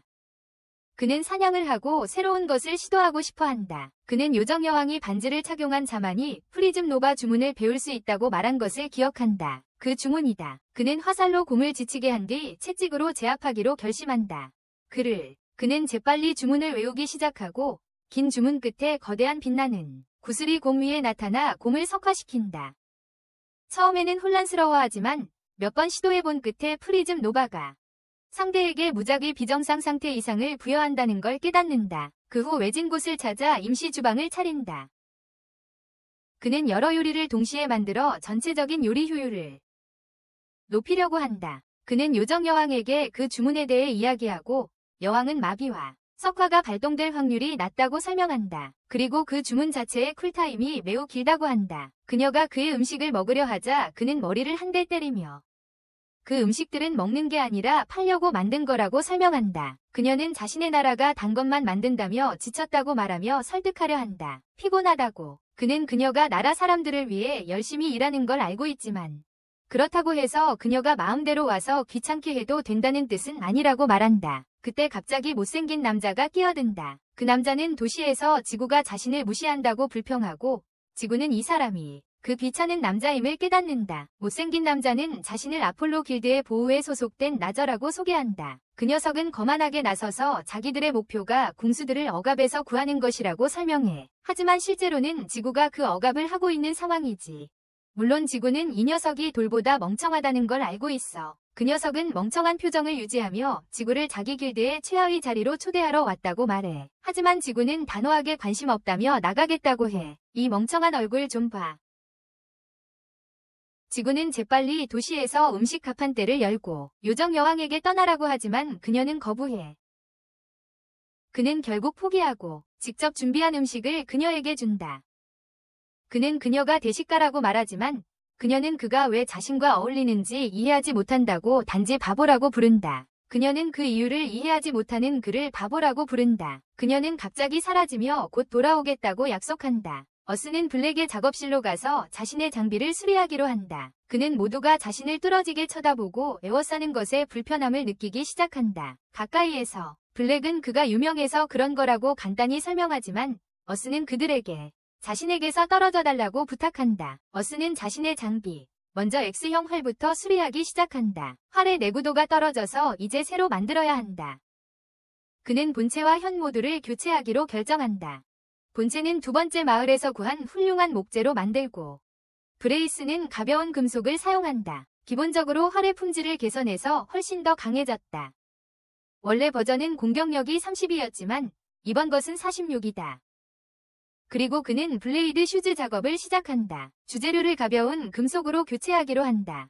훨씬 가벼워졌고 제대로 방어구를 덧댈 수 있어 더 튼튼하고 안정적이다. 바닥에 새로운 꼬인 화살 스파이크를 추가해 위력이 더 세졌고 이번에는 옆날을 만들지 않고 대신 발끝에는 이빨을 모방한 칼날 3개를 신발 윗부분에는 비틀린 화살촉 3개를 달았다. 이렇게 하면 발로 찰 때 괴물을 찌를 수 있다. 게다가 이빨 모양 칼날을 분리형으로 만들어 교체도 간편하다. 그 결과 이빨 발칼날은 방어도 10과 공격력 29를 추가로 제공한다. 이 작업이 끝나자 이제 그가 해야 할 일은 한 가지뿐이다. 그는 망토를 주문 제작했던 대장장이에게 돌아가는데 그녀가 거의 완벽한 아이템 등급을 받았다는 것을 알게 된다. 하지만 그녀는 그것에 대해 더 많은 요금을 받지 않는다. 어스는 꽤 저렴해서 혼란스러워하지만 그녀는 등급과 상관없이 항상 자신이 요구한 가격을 받을 것이라고 말한다. 그는 사냥을 하며 시험해보고 싶어 하던 중 갑자기 아폴로의 활 길드 마스터인 아야임에게서 메시지를 받는다. 그는 그녀를 만나기로 동의하고 주변에 여러 명의 궁수들이 있는 것을 알아챈다. 아야임은 빠르게 자신을 소개하고 어스는 왜 그를 만나자고 했는지 묻는다. 그녀는 나저의 행동에 대해 재빨리 사과하며 어스가 요정 여왕과의 결투 후 유명해졌다고 설명한다. 그리고 나저는 어스를 길드의 힘을 키울 기회로 보았다. 왜냐하면 그들은 활잡이만 받는다고 한다. 어스는 전혀 상관없다며 괜찮다고 답한다. 하지만 아야임은 나저가 완전히 바보가 됐다고 설명한다. 알고 보니 나저는 어스도 그들의 일원이라고 언급해 길드원을 더 모집하려는 중이었다. 그렇다. 아야임뿐만 아니라 모든 길드원이 어스에게 사과하고 어스는 재빨리 고개를 들어라고 말한다. 아야임은 나저의 행동에 대한 처벌로 그를 중위에서 일반 길드원으로 강등한다고 말한다. 중위에서 일반 길드원으로 강등된다. 길드에서 추방하지는 않지만 그가 가졌던 모든 특권은 박탈당했다. 어스는 그것이 나저를 벌주기에 좋은 방법이라고 생각하고 동의한다. 아야임은 조금 개인적으로 다가가 그가 싸우는 모습을 봤다고 말하며 그가 모든 궁수들의 희망이라고 한다. 어스는 다르게 생각하지 않는다. 그는 단지 관심을 피하려고 나쁜 직업을 선택했을 뿐이다. 어떤 주목도 받지 않으려고. 한편 개발자 방에서는 모두가 요정 여왕을 물리치고 우정을 쌓은 어스에 대해 이야기한다. 그뿐만 아니라 그는 다른 플레이어들에게도 큰 영향을 끼쳤다. 그래서 그들은 어스의 계정을 추적하기로 결정한다. 어스의 친구 츠바이가 나타나 상태라는 새로운 것에 대해 폭로한다. 효과입니다. 이것을 팔부러뜨리기라고 부르며 플레이어가 맞으면 무기를 들 수 없게 됩니다. 잠시 동안 말이죠. 게다가 플레이어가 총 HP의 25% 이상을 팔에 입으면 마비되거나 석상처럼 굳어버립니다. 그런데 갑자기 망자의 도전이라는 새로운 던전에 대한 공지가 나옵니다. 말이죠. 이 던전의 층은 매번 완전히 무작위이며 함정으로 가득 차 있습니다. 목표는 10층에 도달하는 것입니다. 이제 어스는 이 신비한 던전에 도전하기 위해 방패가 필요하다고 결심합니다. 그는 단지 회피만으로는 멀리 못 갈 거라 확신해. 특히 좁은 던전에서는 어스는 밤새도록 프로젝트를 마무리하고 짜잔! 방패를 완성했어. 하지만 흔한 방패가 아니야. 이건 숨겨진 소형 활이 달려있어. 작지만 치명적이고 그가 추가한 소형 조준경 덕분에 명중률도 좋아. 그립에서 손을 떼면 다시 일반 방패로 돌아가고 그에게 딱 맞춘 무기가 되었고 엄청난 위력을 자랑해. 게다가 안브레이커에 맞아도 여전히 원거리에서 공격할 수 있어. 나중에 어스는 새 던전으로 향하고 비공식 파워레인저 무리와 마주쳐 그들을 발견해. 블랙 레인저가 아프고 그들은 대체자를 간절히 찾고 있다. 그들은 어스를 부르고 어스는 혼자 던전에서 멀리 가지 못할 것 같아 그들의 임시팀에 합류하기로 동의한다. 할인된 파워레인저들은 모두 신이 나서 던전에 뛰어들 준비가 되어 있다. 하지만 어스가 브레이크를 건다. 그는 잠시 던전을 분석하고 곧 그들이 불운을 겪을 것임을 알아챈다. 나쁜 운. 첫 방에만 15개의 함정이 있고 그중 일부는 즉사 함정이다. 어스가 앞장서고 그들은 그를 따른다. 블루레인저는 상황이 잘 풀려 안도하고 레드레인저는 의심하지 않았다. 어스의 힘. 요정 여왕과 결혼한 사람은 강해야 한다고 믿는다. 그들은 첫 구역을 통과하고 어스는 레인저들에게 지휘를 맡긴다. 위험에 부딪히지만 이 레인저들은 해골 몬스터를 순식간에 처리한다. 어스는 함정 탐지에 집중할 수 있어 안도한다. 3층에서 더 큰 위험에 맞섰지만 핑크 레인저는 자신 있게 다른 이들에게 물러서서 자신이 처리하는 걸 지켜보라고 말한다. 그녀는 4층에서 몇몇 몬스터를 처리하지만 이 몬스터들은 1층 몬스터보다 강하다. 도끼 든 남자는 공격이 통하지 않자 놀란다. 그래서 지구가 나서서 말하는데 이들에겐 신체 공격만으로는 통하지 않는다고. 특정 몬스터들. 어스는 활에 바람 마법을 걸어 특수 공격으로 적들을 싹 쓸어버린다.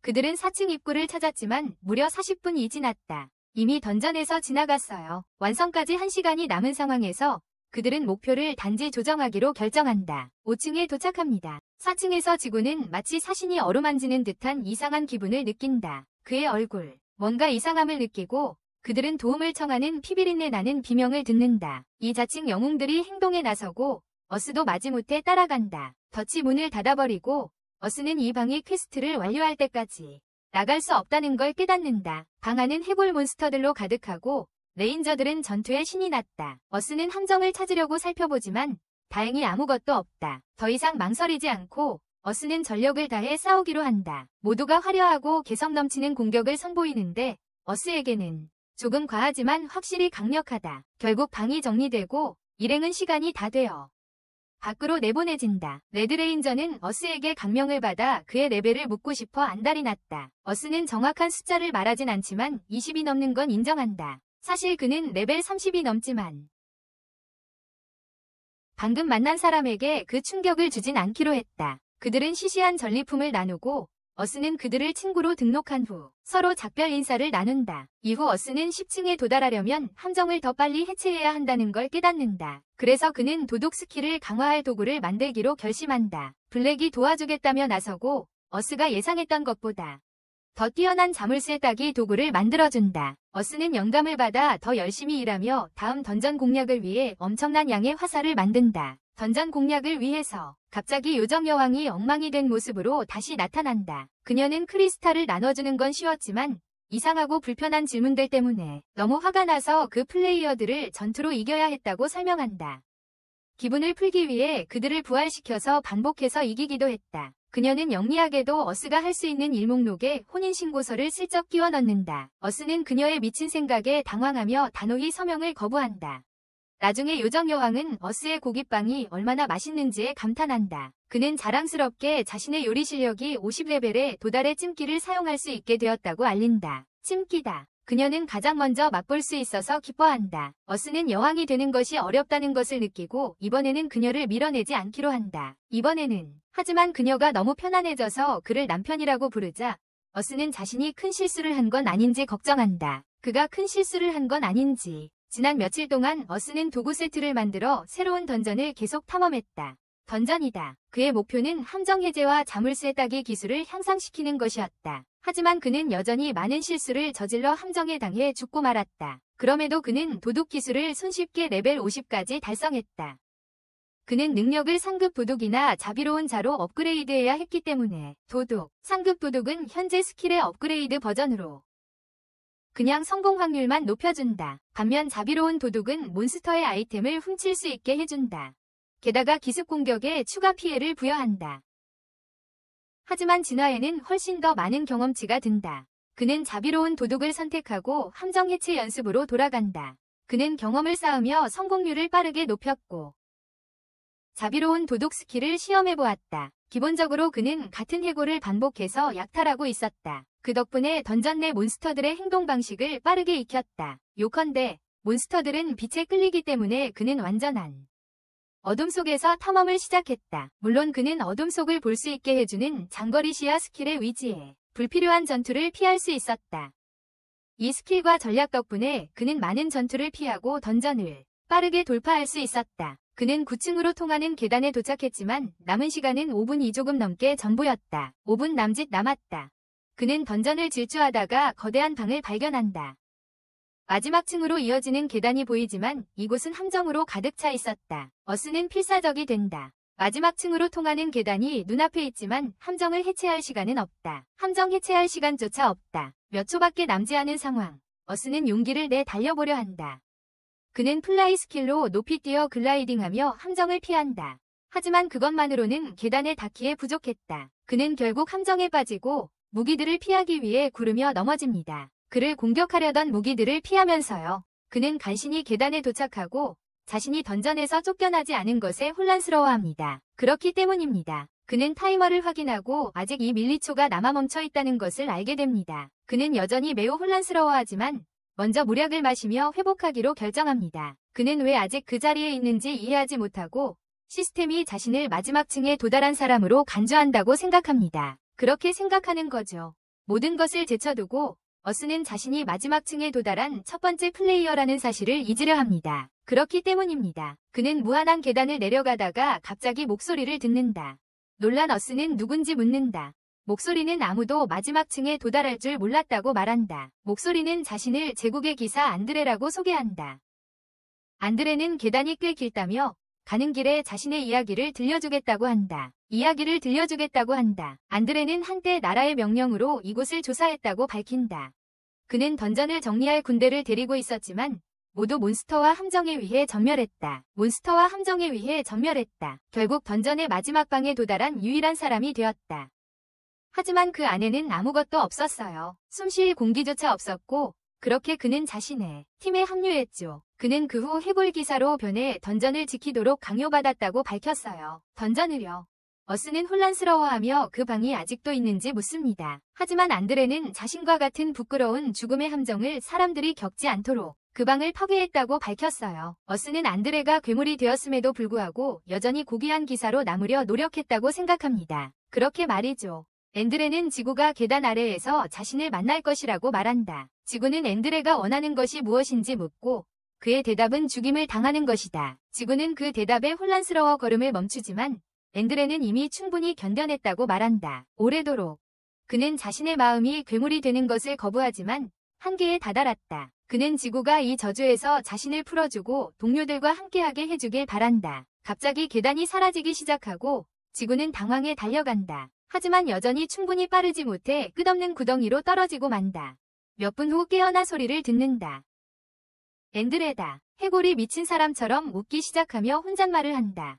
그는 앤드류가 결국 굴복했고 이제 자신이 기사 몸을 조종한다고 밝힌다. 그러자 어스가 일어나서 화살로 머리를 정확히 쏴 해골을 짜증나게 만든다. 어스는 그에게 입 닥치라며 그가 소름 끼친다 하고 또 한 발 쏜다. 해골은 방패로 맞고 지구를 힘들게 하겠다고 약속합니다. 죽음. 해골은 스킬을 써서 앞으로 돌진하고 순식간에 어스를 반으로 배려한다. 하지만 어스는 옆으로 피하며 그 속도에 감탄한다. 해골은 같은 공격을 다시 사용하며 어스가 방패로 맞게 만든다. 해골 머리는 감탄하고 어스는 그를 약간 조롱한다. 하지만 속으로는 이미 운명임을 알고 있다. 해골 머리는 빠르고 강하게 공격한다. 해골은 공격을 막아낸 것을 칭찬하며 다시 돌진한다.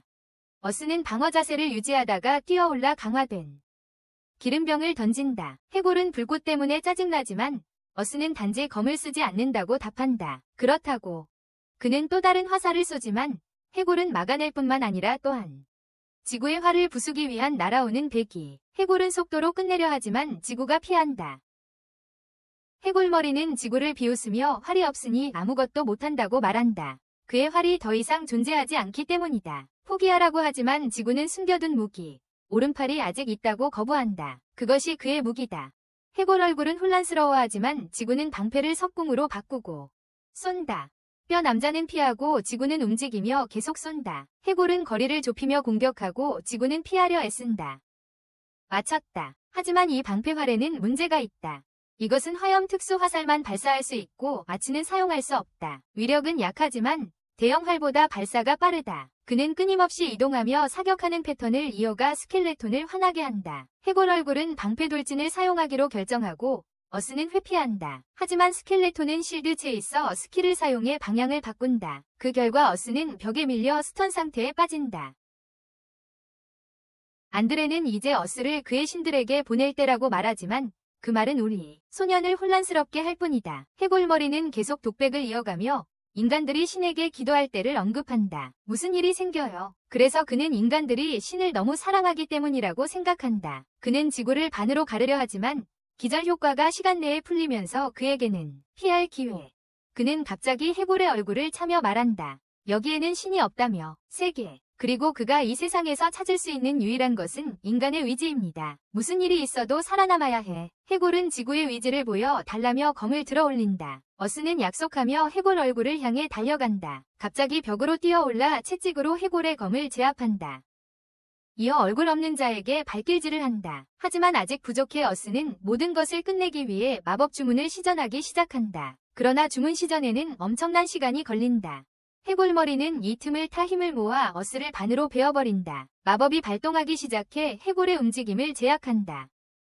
어스는 긴 주문의 중간 지점에 도달하려 하지만 해골 얼굴은 검을 휘두른다. 그러나 눈이 없기에 어스의 방패만 파괴하는데 그친다. 어스는 영원에 도달할 때까지 주문을 계속 걸어 해골 얼굴에게 다시 휘두를 시간을 준다. 준비할 시간을.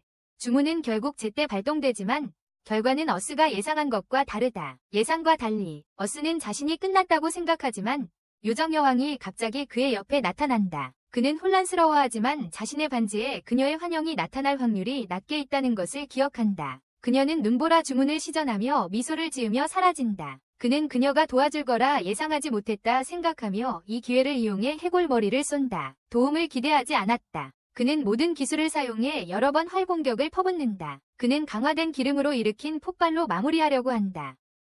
해골이 바닥에 쓰러지고 어스는 안드레의 영혼을 본다. 기사도 미소 지으며 그의 승리를 칭찬한다. 안드레는 어스가 그의 영혼이 사라지기 전에 본니스를 물리쳤다고 말한다. 사라졌다. 그래서 아직 그에게 감사할 시간이 남아있다. 어스가 소원을 이루었는지 묻자 안드레는 반짝이는 미소를 유지한다. 어스가 이게 무슨 일인지 묻자 안드레는 단지 자유를 갈망한다고 설명한다. 자유를 갈망한다고. 하지만 사라지기 전에 솔로 플레이어가 자신을 해방시킬 줄은 전혀 예상하지 못했다. 안드레는 지구에게 자신의 검을 맡기며 달았음에도 불구하고 골동품으로 여겨져 가치가 클 것이라고 말한다. 또한 이 세상에 신이 존재하지 않는다는 지구의 말을 언급한다.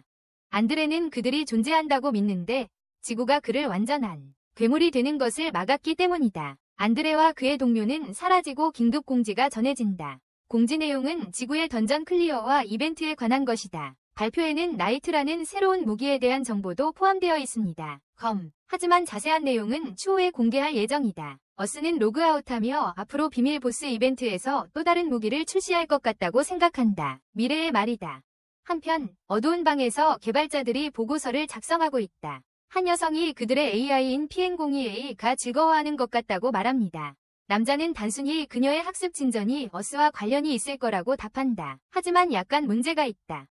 PN1입이라는 AI가 지루하다고 불평하고 있다. 그러나 남자는 조금 더 기다려야 한다고 답한다. 나중에 어스는 스웨이의 그룹과 던전을 하러 만난다. 어스는 초대해줘서 고맙다고 말한다. 스웨이는 노라와 카자미네가 오늘 플레이할 수 없어서 그를 초대했다고 설명한다. 오늘. 그래서 그들이 그를 초대한 거야. 도둑 같은 선수이면서도 공격도 할 수 있는 선수를 원했거든. 손상. 어스는 힐러가 마일리 한 명뿐이라 혼란스러워한다. 그러자 스웨이는 힐러를 초대했으니 괜찮을 거라고 설명한다. 그는 놀라며 그 사람이 아직 나타나지 않았냐고 묻는다. 스웨이는 그녀가 조금 늦었다며 사과한다.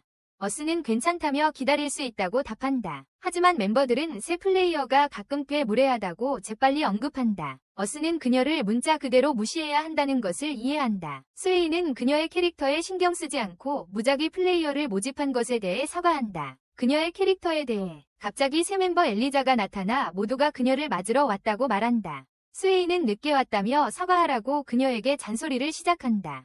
스웨이는 그녀를 어스에게 소개하려 하며 그녀가 좋은 마법사라 걱정할 필요 없다고 설명한다. 걱정할 필요 없다고. 어스는 스웨이가 그녀까지 소개해야 할 정도로 힘든 삶을 살고 있음을 깨닫는다. 하지만 그녀는 사과를 거부하고 어스가 약한 궁수라며 조롱하기 시작한다. 궁수라며. 어스는 미소를 지으며 던전 안에서 그의 실력을 확인할 거라고 말한다. 던전 안에서 어스는 자물쇠를 따서 문을 열기 시작한다. 로크는 함정을 너무 많이 봤기 때문에 어스를 초대한 게 옳은 결정이었다고 말한다. 어스는 함정들이 흔하지만 그중 일부는 한 방에 죽일 수도 있다고 말한다. 그렇다. 그러니 모두 조심해야 한다. 하지만 엘리자는 여전히 불평하고 있다. 그들은 쉽게 5층에 도달하고 스웨이는 휴식을 취하기로 한다. 엘리자는 6층에 무작정 빨리 가고 싶어서 짜증이 난다. 그녀는 이미 30분이나 안에 있었으니 서둘러야 한다고 불평한다. 그룹은 그 층에 위험한 몬스터가 여러 마리 있어서 안전한 접근이 필요하다고 설명한다. 하지만 엘리자는 그들이 그렇게 위험하다고 믿지 않는다. 지구는 그 층에는 리치가 적고 그 몬스터들은 면역이 있다고 설명한다. 신체적 공격에 대한 것. 그뿐만 아니라 그들은 또한 구속하는 비정상 상태를 적용한다. 선수들, 플레이어들은 보통 그들을 트라우마 생성기라고 부른다. 엘리자는 걱정되기 시작하지만 마일리는 얼음을 해체할 수 있다고 설명한다. 마비 공격은 물론 엘리자는 석화 효과도 처리할 수 있어. 로크는 또한 그녀의 공격이 마법 속성이 있다고 설명하며 그래서 그녀는 괜찮을 거야. 스웨이는 하급 리치를 상대할 수 있을 거라고 한다. 어스가 자신감 그룹에 합류하자마자 갑자기 알림이 울린다. 그는 그룹에게 12마리의 몬스터가 다가오고 있다며 그중 4마리는 하급 리치라고 알린다. 스웨이는 어스에게 이 방 안에 함정이 있는지 찾을 수 있느냐고 묻는다. 하지만 어스는 없다고 답한다. 스웨이는 모두에게 거기서 싸울 거니 준비하라고 말한다. 모두가 신나서 마일리가 모두에게 버프를 걸어준다. 단, 지금 악몽을 꾸고 있다고 생각하는 엘리자만 빼고 스웨이가 그녀에게 용기를 내서 준비하라고 말한다. 그녀는 명령에 따라 주문 준비를 시작한다. 어스가 공격할 준비를 하는데 갑자기 병에서 4명의 하급 리치가 나타난다. 그는 광역 화살 공격으로 시작하며 3개의 복사본을 만든다. 엘리자와 마일리가 성스러운 광선과 폭발 주문을 이어서 시전한다. 그들은 첫 번째 하급 리치를 물리치지만 나머지 3명은 물러서지 않는다. 탱커가 앞으로 나와 몬스터들을 도발하며 로크가 마법을 쓸 기회를 만든다. 그를 마법 주먹으로 나니아로 보내버린다. 스웨이는 그때를 틈타 마법검으로 마무리하려 한다. 하지만 탱커는 이미 상태 이상에 시달리고 있다.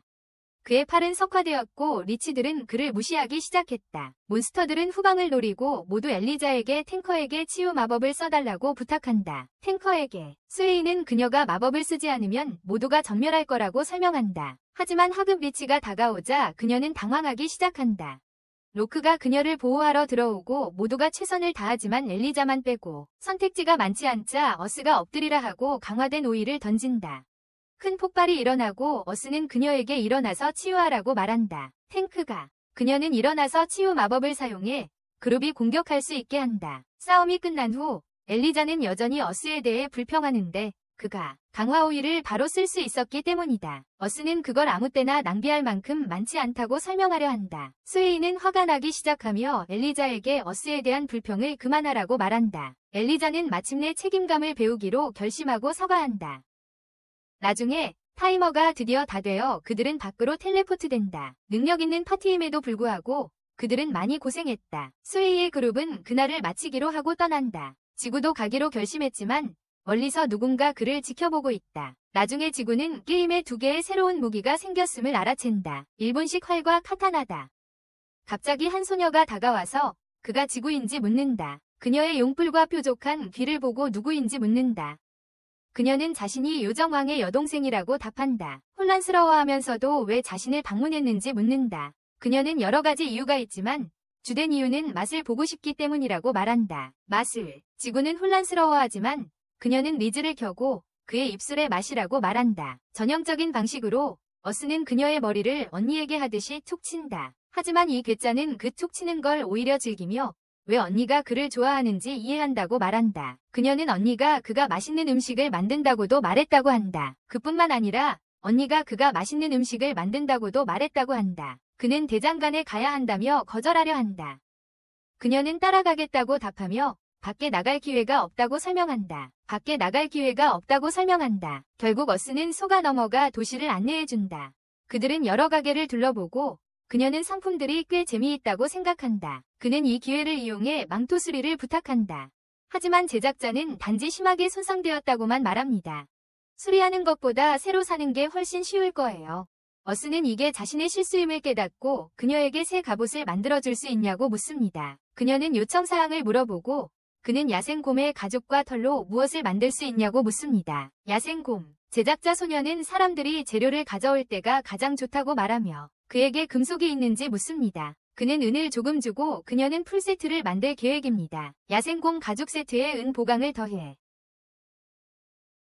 방어력 70을 추가로 줍니다. 그들은 가격에 합의하고 거래를 성사시킨다. 하지만 드래곤 소녀는 음식을 원한다. 그는 그녀에게 스테이크를 요리해주고 그녀는 그것을 매우 좋아한다. 결국 그녀는 언니처럼 많이 먹는다. 어스는 그것에 대해 생각하다가 그녀도 요정인지 묻는다. 하지만 그 소녀는 그것에 대해 말할 수 없다고 하고 또한 그녀는 그에게 줄 수도 없다고 말합니다. 이름. 어스는 그녀를 유라고 부르기로 한다. 그녀는 혼란스러워하지만 그는 그것이 일본어로 용의 뿔을 뜻하는 이름이라고 설명한다. 그녀는 꽤 기뻐하며 그가 유일하게 자신을 그렇게 부를 수 있다고 말한다. 그녀는 또한 가끔 그를 방문할 계획이라고 밝혀 그로 하여금 그녀가 자신의 여동생과 똑같다는 것을 깨닫게 한다. 갑자기 도시에서 음악이 흘러나온다. 게임 발표다. 간단히 말해 그들은 게임 디자인의 숨겨진 면을 공개했다. 발표는 스킬에 대해 이야기했다. 스킬은 레벨업을 통해 진화하며 이것이 기술을 배우는 방법이다. 하지만 가장 강력한 기술을 배우려면 몇 가지 조건이 있다. 사람들은 단일 플레이 스타일에 특화해야 한다는 것이다. 가장 강력한 물리 기술을 사용하고 싶다면 그들은 오직 배울 수 있다. 물리 공격 기술들. 그리고 만약 그들이 가장 강력한 마법을 배우고 싶다면 마법, 기술만 배울 수 있다. 하지만 문제가 있다.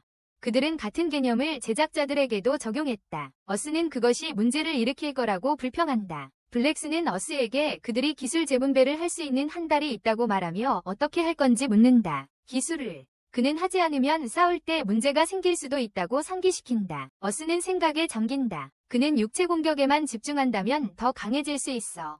하지만 그는 지금처럼 유지하는 게 더 재미있기 때문에 그렇게 하고 싶어. 블랙스는 그의 파트타임 제작자들이 다시 스펙을 변경하기로 했다는 소식을 듣고 기뻐했어. 전투에 집중하는 쪽으로. 그래서 지구가 함께 있으면 덜 외로워질 거야. 지구는 음식으로 사람들을 행복하게 하는 것도 강점이라고 생각하며 웃었어. 그것을 잃고 싶지 않거든. 그는 나중에 제작자로 돌아와서 새 갑옷 세트에 감탄했어. 제작자는 그것이 고품질의 아이템들이었기 때문에 자신감이 있었다고 말했어. 그래서 만들 수 있었다고. 어스는 방어력이 향상된 것뿐만 아니라 내구도와 정신력에도 보너스 능력치가 붙어서 기뻐한다. 내구도와 정신력에 보너스 능력치가 붙였다. 그녀는 그에게 예전 갑옷을 어떻게 할 계획이냐고 물으며 자신이 사겠다고 말한다. 어스는 그 갑옷에 애착이 있다며 자신이 직접 끝내고 싶다고 답한다. 제작자는 그가 새 갑옷도 예전 것처럼 잘 관리해주면 좋겠다고 말한다. 예전 것처럼 잘 관리해주면 좋겠다고 말한다. 어스는 미소 지으며 그렇다고 확인한다. 그는 이 게임이 장비를 직접 만질 수 있게 해주기 때문에 유대감이 생긴다고 생각한다. 그래서 장비와 유대감이 생긴다고 생각한다. 작별 인사를 할 때는 조금 슬프기까지 하다. 그가 걸어가려는데 누군가 그를 부르는 소리가 들린다. 그는 뒤돌아보니 요정 여왕이 보인다. 그녀는 진지한 표정으로 그에게 할 말이 있다고 한다. 어스는 귀를 기울이지만 그녀가 그들 주위에 장벽을 치자 놀란다. 요정 여왕은 곧 사과를 한다. 그리고 어스가 요정과 계약을 맺을 수 없을 거라고 말한다. 어스는 혼란스러워하며 요정들이 자신을 그렇게 싫어하냐고 묻는다. 하지만 요정 여왕은 정반대라고 설명한다. 요정들이 그를 너무나도 사랑한다고 한다. 어스는 혼란스러워하지만 요정 여왕은 그에게 소개시켜주려던 계획이 있었다고 말한다. 요정. 그녀는 그들이 곧 계약을 맺을 수 있을 거라고 기대하고 있었습니다. 그래서 그녀는 그가 선택할 수 있도록 6마리의 상위 S급 요정들을 함께 데려왔습니다. 그가 고를 수 있게요. 요정들은 그와 계약하기를 기대하고 있다고 설명했습니다. 하지만 요정왕국의 모든 시민들이 그 계획을 알게 되었습니다. 인구의 80%가 성문에 모여 그와 계약을 맺자고 요청했습니다. 그와 계약을 맺자고요. 어스는 그 숫자에 놀랐습니다. 요정 여왕은 자신이 백성들에게 불공평할 수 없다고 설명했습니다. 그리고 만약 그녀가 요정과 계약을 맺게 허락한다면 그녀의 나라는 혼란에 빠질 것이다. 어스는 이해한다고 하며 대수롭지 않게 넘긴다. 그녀는 그가 미쳤냐고 묻고 요정 없이는 그의 전투 여정이 더 힘들어질 거라고 말한다. 하지만 그가 노인이라서 그런지 그냥 인생이 그렇다며 그래도 재미있을 거라고 답한다. 그녀는 웃으며 그를 이상한 사람이라 부른다. 하지만 적어도 그녀는 다른 형태의 힘으로 그를 보상해주고 싶어한다. 그녀는 그의 손을 요청하고 그는 허락한다. 그녀는 그에게 2가지 힘을 준다. 이 2 기술은 요정 군주가 만든 강력한 기술들을 재현한 것이다. 그것이다. 첫 번째는 7번 떨어지는 별로. 30초 이내에 목표물에 7번 활을 쏘면 데미지가 증가한다. 이 기술은 30초 동안 7번 활을 쏘는 것이 조건이다. 다른 하나는 희생의 활로 최대 체력의 90%와 최대 만화의 100%를 소모하여 강력한 화살을 쏜다. 이 기술은 강력하지만 현재 장착된 활을 파괴한다. 그녀는 그에게 사용할 때 조심하라고 말하며 적절한 휴식을 취하면 스탯이 다시 돌아올 것이라고 한다. 그렇지만 지구의 가장 큰 문제는 그의 무기를 희생하는 것이다. 그녀는 그에게 비밀로 하라고 말한 뒤 공지를 확인했는지 묻는다. 요정왕국이 다음 업데이트에서 열릴 것이다. 그녀는 그에게 방문해달라고 부탁하고 그는 수락한다. 떠나기 전에 그는 모두에게 자신이 만든 음식을 준다. 하지만 그것은 요정들의 머릿속에 미래에 그를 방문할 계획만 만들었다. 며칠 후 지구는 식사를 준비하고 있는데 쯔아이자이가 그에게 그 이야기를 들었냐고 묻는다. 캠페인. 어스는 단순히 큰 뉴스였다고 대답한다. 하지만 츠바이의 길드원 중 한 명이 혼란스러워한다. 어스는 VR 시스템을 사용하는 다른 3개의 게임이 있다고 설명한다. 전투 게임, 1인칭 슈팅 게임, 그리고 메카 게임이 있어. 하지만 그 게임들은 모두 특정 게임에 맞춘 서로 다른 종류의 VR 헤드셋을 사용해. 그 회사들은 이후 플레이어들이 어떤 게임이든 즐길 수 있는 VR 헤드셋을 만들기 위해 협력하기로 결정했어. 플레이어들에게 쿠폰을 제공해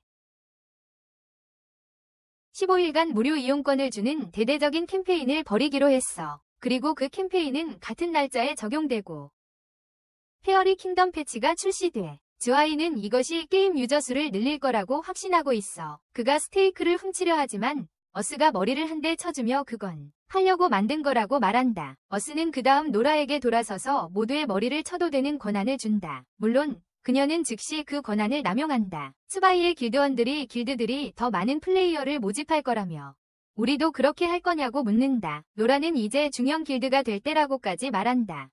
하지만 먼저 엘리자를 훈련시켜야 한다. 그렇지 않으면 새 플레이어들이 그녀 손에서 고생할 테니까. 어스가 항상 도와줬기에 츠바이는 이 기회를 이용해 그를 영입한다. 지구는 그에게 단호히 거절하며 이미 무한히 거절했다고 설명한다. 몇 번이나. 어스는 마음속으로 그냥 재미로 플레이하고 싶을 뿐이라고 말한다. 하지만 가장 큰 이유는 대부분의 플레이어가 알면 안 되는 비밀이 있기 때문이다. 모두 여왕에 대해서는 알고 있지만 그녀의 여동생에 대해서는 모른다. 갑자기 루가 나타나 새 메뉴를 준비하냐고 묻는다. 그녀는 그것을 훔치려고 하지만 지구가 그녀의 머리를 때리며 말한다. 자기가 할 거라고. 팔아. 하지만 노라는 혼란스러워하며 그녀가 누구냐고 묻는다. 두 사람은 그 질문을 무시하고 루는 참는 게 힘들다고 불평한다. 그녀 앞에 맛있는 게 놓여 있어요. 두 사람은 지구가 너무 많이 먹는다고 생각해서 큰 싸움을 시작해요. 하지만 주아이의 길드는 혼란스러워요. 그들은 게임에서 그런 옷을 입은 사람을 본 적이 없었고 그리고 루가 요정 같지 않다고 주장해요. 탱크 담당자는 지구가 이미 여왕이 있는데도 계속 모든 여자를 가지려고 하지 않느냐고 묻습니다. 그는 이 기회를 빌어 지구가 얼마나 인기가 많은지 불평하는데 그러자 그들은 맞맞게 맞고 말아요. 그들은 지구는 자신이 너무 인기가 많아서 돈을 잃고 있다고 설명합니다. 루에게 먹이를 줘. 하지만 츠바이의 길드는 그의 말을 무시하고 지구와 루가 꽤 가깝다고 생각해. 그때 루가 지구만이 자신을 그렇게 부를 수 있다고 말해. 모두가 충격을 받지만 츠바이는 지구를 협박하며 그걸 게임 포럼에 올리겠다고 해. 지구는 협박으로 맞서며 츠바이가 그렇게 하면 다시는 그의 요리를 먹지 않겠다고 말해. 그때 노라는 지구가 단순한 요정 플레이보이일 뿐만 아니라 용 사육사도 되었다고 말해. 지구는 웃어넘기지만 그는 요정왕국이 어떻게 될지 걱정한다. 열립니다. 며칠 후 요정왕국 업데이트가 출시되고 지구가 요정나라를 설명한다. 두 번째 도시의 남쪽에 위치해 있습니다. 그는 성이 중심에 있고 동시에 모든 곳에 도시와 요새가 있다고 설명합니다. 네 방향. 하지만 여전히 그곳에 가는 유일한 방법은 지도를 걸어서 건너는 것이다. 어스는 사람들 무리를 따라 북쪽 요새에 도착한다. 그는 성벽이 거대하다는 것을 알아차리지만 안으로 들어가기 위한 대기줄은 더 길다. 기다리던 중 한 남자가 어스에게 다가와 그의 반지를 확인해달라고 한다. 어스는 이 반지가 어떤 허가를 의미하는 것이라 생각하기 시작한다. 그가 반지를 보여주자 남자는 그것이 요정 여왕의 반지임을 확인한다. 남자는 어스의 신분을 확인하고 그를 따라오라고 한다. 어스는 혼란스러워하지만 남자는 요정 여왕이 그를 즉시 데려오라고 명령했다고 설명한다. 그녀에게 어스는 더욱 혼란스러워하지만 남자는 그저 부하들에게 무언가를 가져오라고 지시한다. 무언가를. 대기 중인 플레이어들은 이것이 어떤 이벤트인 줄 알고 어스를 바라본다. 생각하며 지구는 눈을 감고 사람들이 자신을 더 이상 눈치채지 않기를 바란다. 그는 다시 눈을 뜨고 앞에 커다란 푸른 공을 본다. 그 공이 움직이더니 새 힘을 드러내며 그를 바라본다. 남자는 이것이 피카르티아라고 설명하는데 일부 선택된 사람들만 탈 수 있는 새라고 한다. 타는 것이다. 남자는 그저 그에게 새를 타고 수도로 가라고 말한다. 지구는 믿기지 않지만 몇몇 플레이어들이 운이 없다고 불평하는 것을 듣고 현실을 깨닫는다. 운이 없다고 불평하는 것이다. 지구는 먼저 새에게 인사를 하고 그 위에 올라탄다. 하지만 그는 새 깃털 속에 파묻힌 듯한 느낌을 받는다. 남자는 이것이 안전벨트처럼 작동하기 때문에 정상이라고 설명한다. 그 새는 날아올라 성 쪽으로 날기 시작한다. 지구는 새가 높이 제한을 확장할 수 있어서 놀라워한다. 그는 또한 바람 저항이 없다는 것을 알아차리는데 이는 그가 바람을 느끼며 날 수 있게 한다. 바람을 느끼면서 날 수 있다. 피카르티아는 계속 날아가며 마을들을 지나 결국 성에 도착한다. 그곳에서 지구는 여왕과 다른 요정들에게 환영받는다. 지구는 정중하게 인사하며 역할극을 하기로 결심한다. 그러나 그는 이 모든 긴급함이 그녀가 그를 위해 준비한 퍼레이드 때문이었다는 사실에 충격을 받는다. 퍼레이드였다. 피카르티아 새가 그를 도시 곳곳으로 데려다주며 모든 요정왕국 시민들이 그를 맞이하러 옵니다. 그는 자신이 관심의 중심이 되는 것을 싫어한다고 생각합니다. 하지만 그가 참여하지 않으면 시간 낭비일 뿐이라는 것을 알고 있습니다.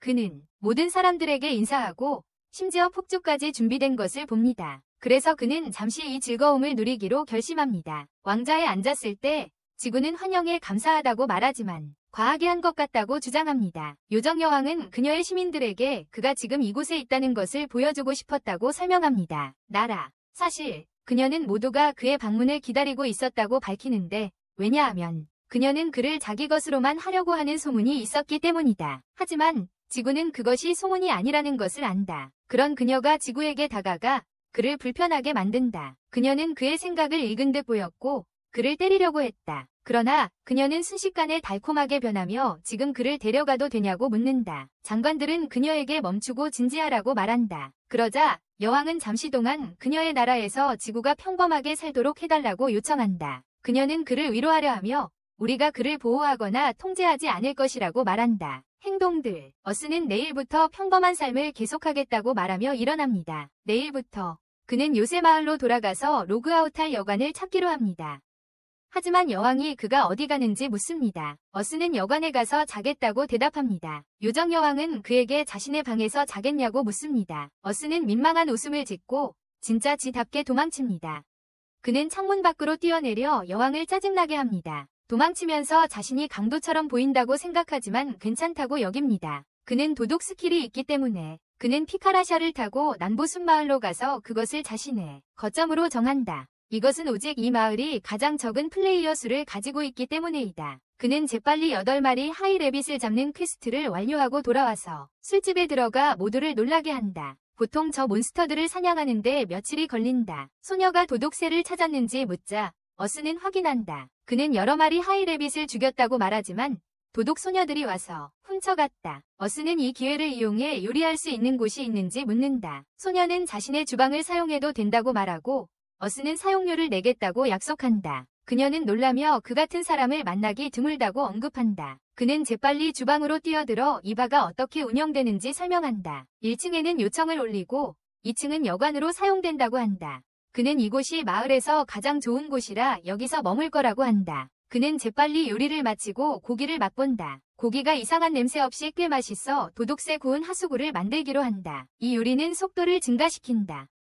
그는 또한 가상 위장만 채우는 토끼 햄버거 스테이크도 시도해본다. 그는 그것을 맛보지만 그게 지역 사람들을 부러워하게 만들 뿐이야. 왜냐하면 그들이 익숙한 것과는 다르니까. 그들이 익숙한 것과는 달라서 지구는 비용을 지불하면 만들어주겠다고 약속하지만 그건 더 많은 사람들을 공격하게 만들 뿐이야. 결국 반은 그의 요리를 좋아하는 사람들로 가득 차게 돼. 지구는 이곳 파로랜드에서 이렇게 요리하는 게 믿기지 않아. 그는 다음 날들을 요청을 완수하고 모두를 위해 요리하며 보냈어. 또한 지역 사람들과 술을 마시며 시간을 보내기도 했지.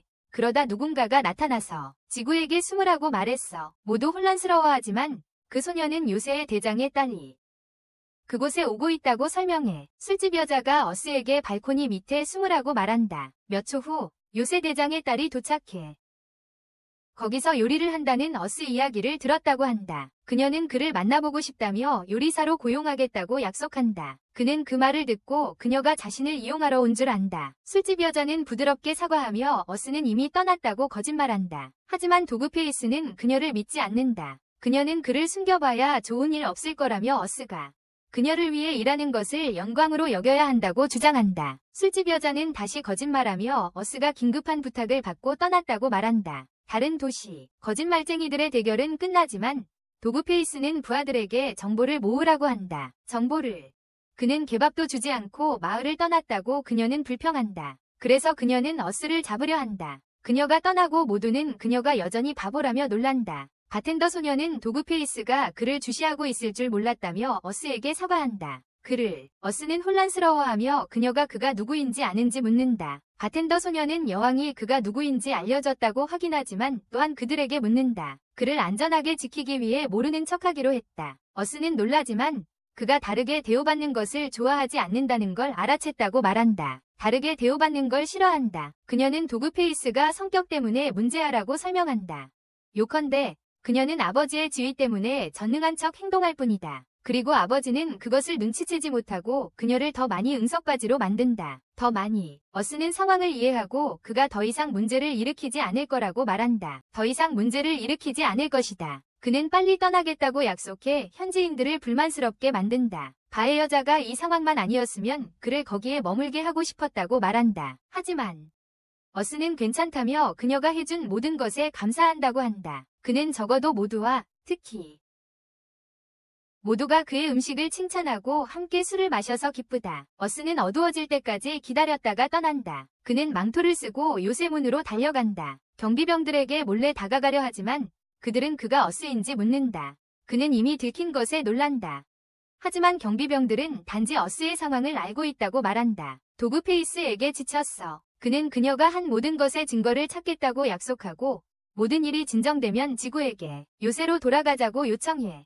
그들은 문을 열고 그를 도망치게 한다. 누군가 그가 늦었다고 말하자 지구는 달리려고 한다. 그는 혼란스러워하지만 그 사람은 그에게 등에 뛰어타라고 하며 도망치자고 한다. 더 빨리. 그 사람은 곰인 것으로 밝혀진다. 그는 지구의 요리가 맛있었다고 말하며 그에게 감사를 표하기 위해 남부도시로 데려가고 싶어한다. 어스는 곰의 등에 뛰어올라 함께 달리기 시작한다. 몇 시간 후 요정여왕은 보고를 받는다. 남부 요새의 도그페이스가 인간 모험가를 이용하기로 했다는 것이다. 모험가를. 요정여왕은 화가 난다. 인간과 관계를 쌓으려 노력해왔으니 반드시 막아야 한다고 말한다. 인간과. 하지만 어스가 그 모험가라는 말을 듣고는 믿을 수가 없다. 어스는 새로 사귄 곰 친구와 함께 남부도시에 간신히 도착했다. 친구와. 그는 곰이 너무 빨리 달리게 해서 미안해하지만 곰 친구는 신경 쓰지 않는다. 하지만 어스는 사람들이 거리에서 노래하고 악기를 연주하는 것을 알아챈다. 그는 그들이 어떤 축제 기간인지 묻는다. 그러나 곰은 요정 왕국의 도시들이 예술과 관련된 모든 것을 후원한다고 설명한다. 북쪽은 문학을,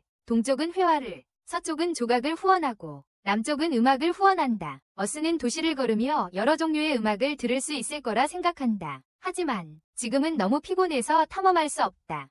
곰은 그에게 여관을 추천해준다. 거기서 여관 주인은 짙은과 함께 지구가 거기에 머무르는 것에 문제가 없다고 말했어요. 지구는 그 이름이 좀 혼란스럽지만 곰은 그냥 답했어요. 그 타이틀이 좀 민망하다고요.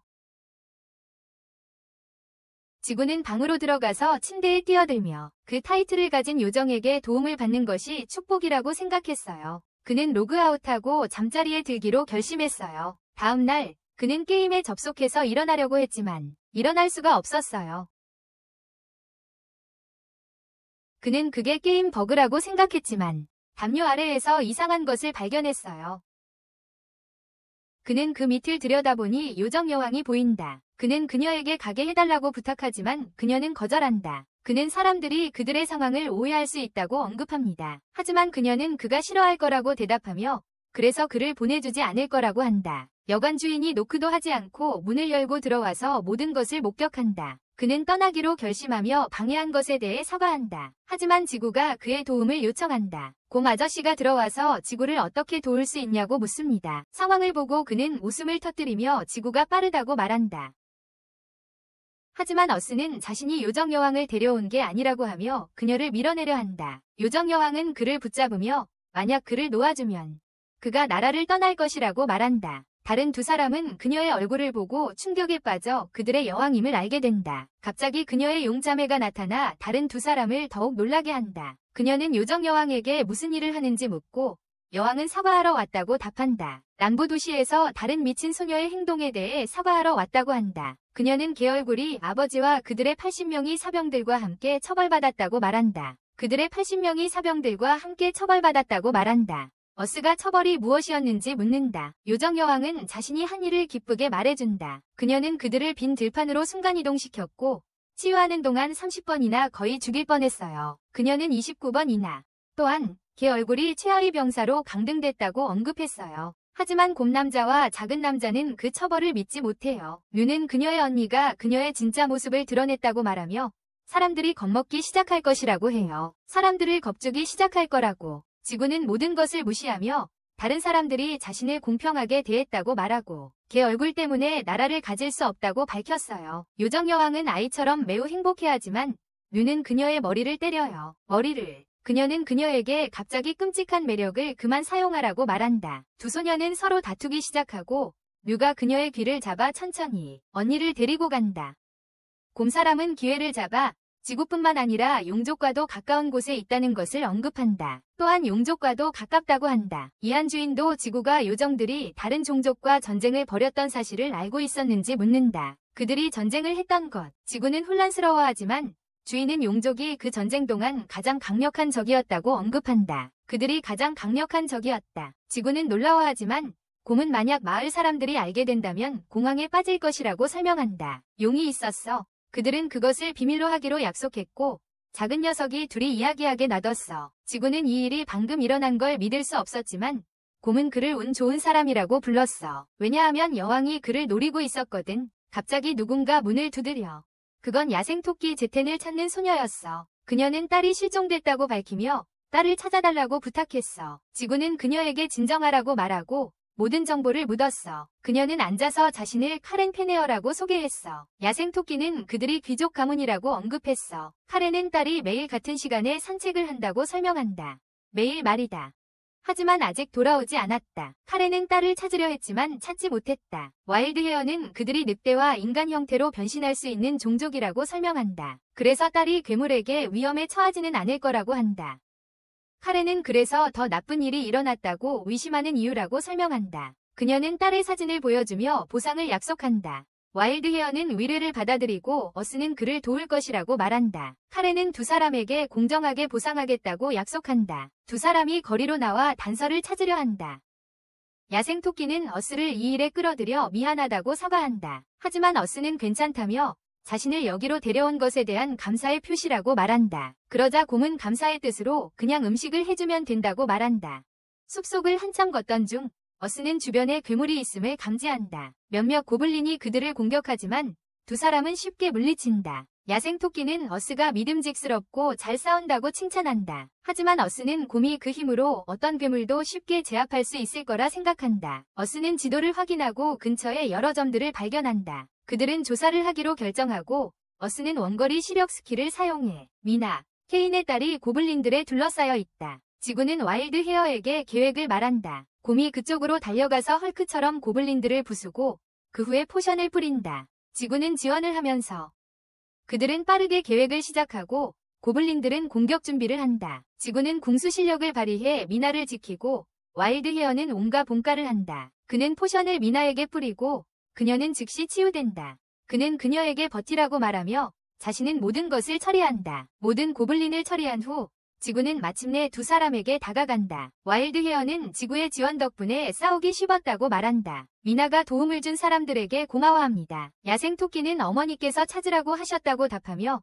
자신들을 소개합니다. 그들은 자신들을 소개합니다. 곰의 이름을 듣자 소녀는 미친 듯이 반응하며 자신을 럭키라고 부릅니다. 지구는 제트톤이 얼마나 유명한지 알아차리지만 미나에게 왜 늑대 모습으로 변하지 않았냐고 묻습니다. 미나는 걷던 중 달콤한 냄새를 맡았고 그로 인해 정신이 멍해졌다고 설명합니다. 그 후 정신을 차리고 보니 자신이 도깨비들에 둘러싸여 있었다고 합니다. 그녀는 정신이 들었습니다. 그녀는 정신을 차리고 보니 도깨비들에 둘러싸여 있었다고 합니다. 그녀는 도깨비들에 둘러싸여 있었다는 것을 알아차립니다. 그녀는 변신을 시도했지만 실패했어요. 지구는 그녀에게 냄비를 주며 변신을 시도하라고 말했어요. 그녀는 그의 조언을 따랐고 결국 변신에 성공했지만 왜 전에 못했는지 혼란스러워했어요. 그녀는 왜 그 전에 못했는지 헷갈려했어요. 지구는 혼잣말로 자신이 독극물 방지 포션을 썼다고 생각했어요. 그래서 누군가 그녀를 독살했어요. 그는 그녀에게 인간 모습으로 돌아가서 제트톤의 뒤로 돌아가라고 말했어요. 우리 친근한 이웃 곰이 지구에 대해 묻자.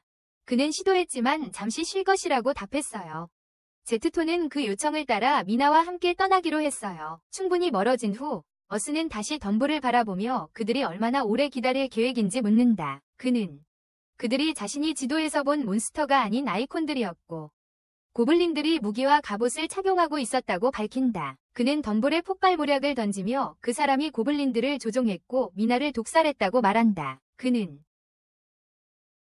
한 남자가 덤불에서 뛰쳐나와 어스에게 왜 자신을 공격하냐고 묻는다. 하지만 우리 주인공은 납치와 살인은 악당의 행동이라고 간단히 대답한다. 그 남자는 화가 난 채 일어나지만 어스는 무언가를 깨닫는다. 이 사람은 인간이지만 플레이어는 아니다. 이 사람이 도망치게 두면 인간과 요정 사이의 관계가 냉각될 수 있어. 그리고 전쟁으로 이어질 수도 있고 그 사람이 칼을 들고 지구를 공격하려 하지만 우리 아이는 순간이동해서 발로 차버려 머리를 강타해. 그 사람이 일어나려고 하면서 자신이 인간이라고 말하지만 요정들은 상관하지 않아. 지구는 그것에 별로 신경 쓰지 않아. 그냥 협력할 수 있느냐 없느냐만 중요하지. 그 사람이 공격하려 하자 갑자기 파괴돼 버려. 지구는 최선의 시나리오는 요정과 인간이 서로의 강점과 약점을 인정하고 손을 잡고 앞으로 나아가는 것이라고 생각해.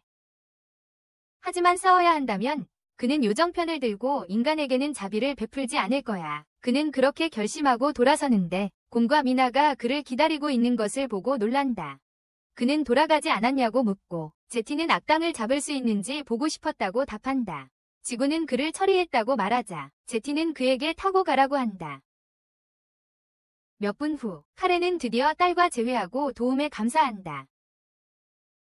그녀는 각각에게 10만 글로우를 보상할 것이다. 하지만 어스는 보상으로 뭔가 더 원한다. 알고 보니 그는 곰의 규칙을 따르며 자신의 곰 친구와 미나를 이어주려 한다. 두 사람은 충격을 받지만 미나는 수줍어한다. 어스는 이를 이용해 그녀가 제틴에게 관심이 있다고 밝힌다. 이로 인해 미나는 제틴에게 자신의 마음을 표현할 용기를 얻고 제틴은 충격을 받고 설명을 요구한다. 어스는 그날 아침 제틴이 자신도 귀여운 여자를 가졌으면 좋겠다고 말한 것을 언급한다. 귀여운 여자를. 미나는 재빨리 제틴을 붙잡아 그를 멍하게 만든다. 어스는 그들을 방 밖으로 데리고 나가 요정 여왕을 부른다. 그녀가 재빨리 나타나 그가 고백할 거냐고 묻지만 또 한 대 맞을 뿐이다. 머리를 한 대 맞는다. 그는 무슨 일이 있었는지 설명하고 그녀는 인간과 요정 사이에 대립이 일어나서는 안 된다고 밝힌다.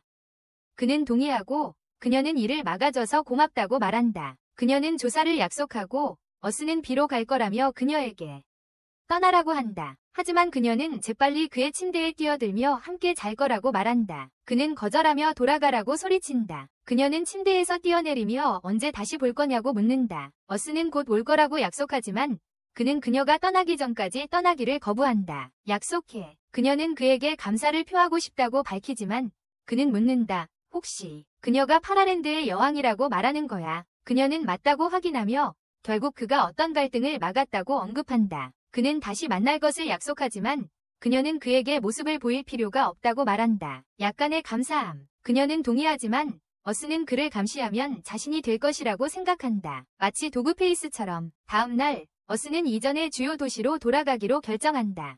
더 강화된 기름과 그의 활을 수리하기 위해 제튼이 방에서 나오고 어스는 미나와 어떻게 됐는지 묻기로 한다. 하지만 제튼의 얼굴은 새빨갛고 그녀가 그의 뒤에 나타난다. 어스는 재빨리 눈치채고 제트는 수줍게 자신이 미나와 함께 살게 될 거라고 말한다. 펜니르 저택에서 그들은 그곳으로 향할 것이며 어스를 데려가지 못해 미안하다고 사과한다. 어스는 괜찮다며 함께한 즐거운 시간에 감사한다. 두 사람은 주먹을 부딪히고 베어는 그의 메인걸과 함께 떠난다. 하지만 여관 주인은 돌아가는 길이 멀다고 말하지만 어스는 묘책이 있다. 그의 소매를. 그는 피카르샤를 호출하고 여관 주인에게 깊은 인상을 남기는데 주인은 귀족조차도 타지 못한다고 말한다. 가족들도 탈 수 없다고. 그러던 중 지구가 농담이었다는 사실이 드러나고 갑자기 피카르샤가 그들 앞에 착륙한다. 그들은 믿을 수 없지만 지구는 타기로 한다. 잠시 날아간 후 지구는 피카르샤에게 도시 근처에 내려달라고 부탁한다. 소동을 피하지 않기 위해서. 새는 실망하지만 지구는 그에게 고마움을 표하며 음식을 준비한다. 새는 모든 것을 먹어 치우며 행복하게 구르기 시작한다. 갑자기 새가 깃털 하나를 뽑아 지구에게 건네줍니다. 이것은 피카르샤의 신뢰를 얻어야만 얻을 수 있는 전설적인 액세서리입니다. 모든 피로를 풀어줄 뿐만 아니라 화면에 거의 담기지 않는 다른 것들도 함께 담을 수 있습니다. 지구는 아이템에 감사하며 새는 떠납니다. 그는 대장장이 마을로 돌아와 장비를 구하러 왔다고 말합니다. 아이템이 없음에도 불구하고 그는 또 다른 X 스타일의 사냥용 활을 만들어냅니다. 가벼운 금속으로. 무게는 더 나가지만 공격력은 55로 훨씬 높아졌습니다. 이전 것보다 훨씬 강력합니다. 그는 이를 시험해보기로 결심하며 공지사항을 발견합니다. 그는 죽은 자들의 도전이 완전히 완료되었다고 생각한다. 하지만 갑자기 한 소녀 홀로그램이 나타나 그가 고통받는 영혼들을 해방시켰다고 말한다. 그 영혼들을 해방시켰다고. 그녀는 파이널 판타지보다 더 많은 배경 이야기를 전하며 이번 이벤트 보상은 한정되어 있고 특정 인물들에게만 주어진다고 밝힌다. 알고 보니 보상을 받으려면 플레이어들이 PVP 토너먼트에 참여해야 한다. 그녀는 참여할 것인지 묻지만 매력적인 보상에도 불구하고 어스는 아니오 버튼을 누른다. 아니오. 갑자기 비명소리를 듣고 조사하기로 결심한다. 그는 그때 막 부화한 용알 주위에 쓰러진 세 사람을 발견한다. 부화했어요.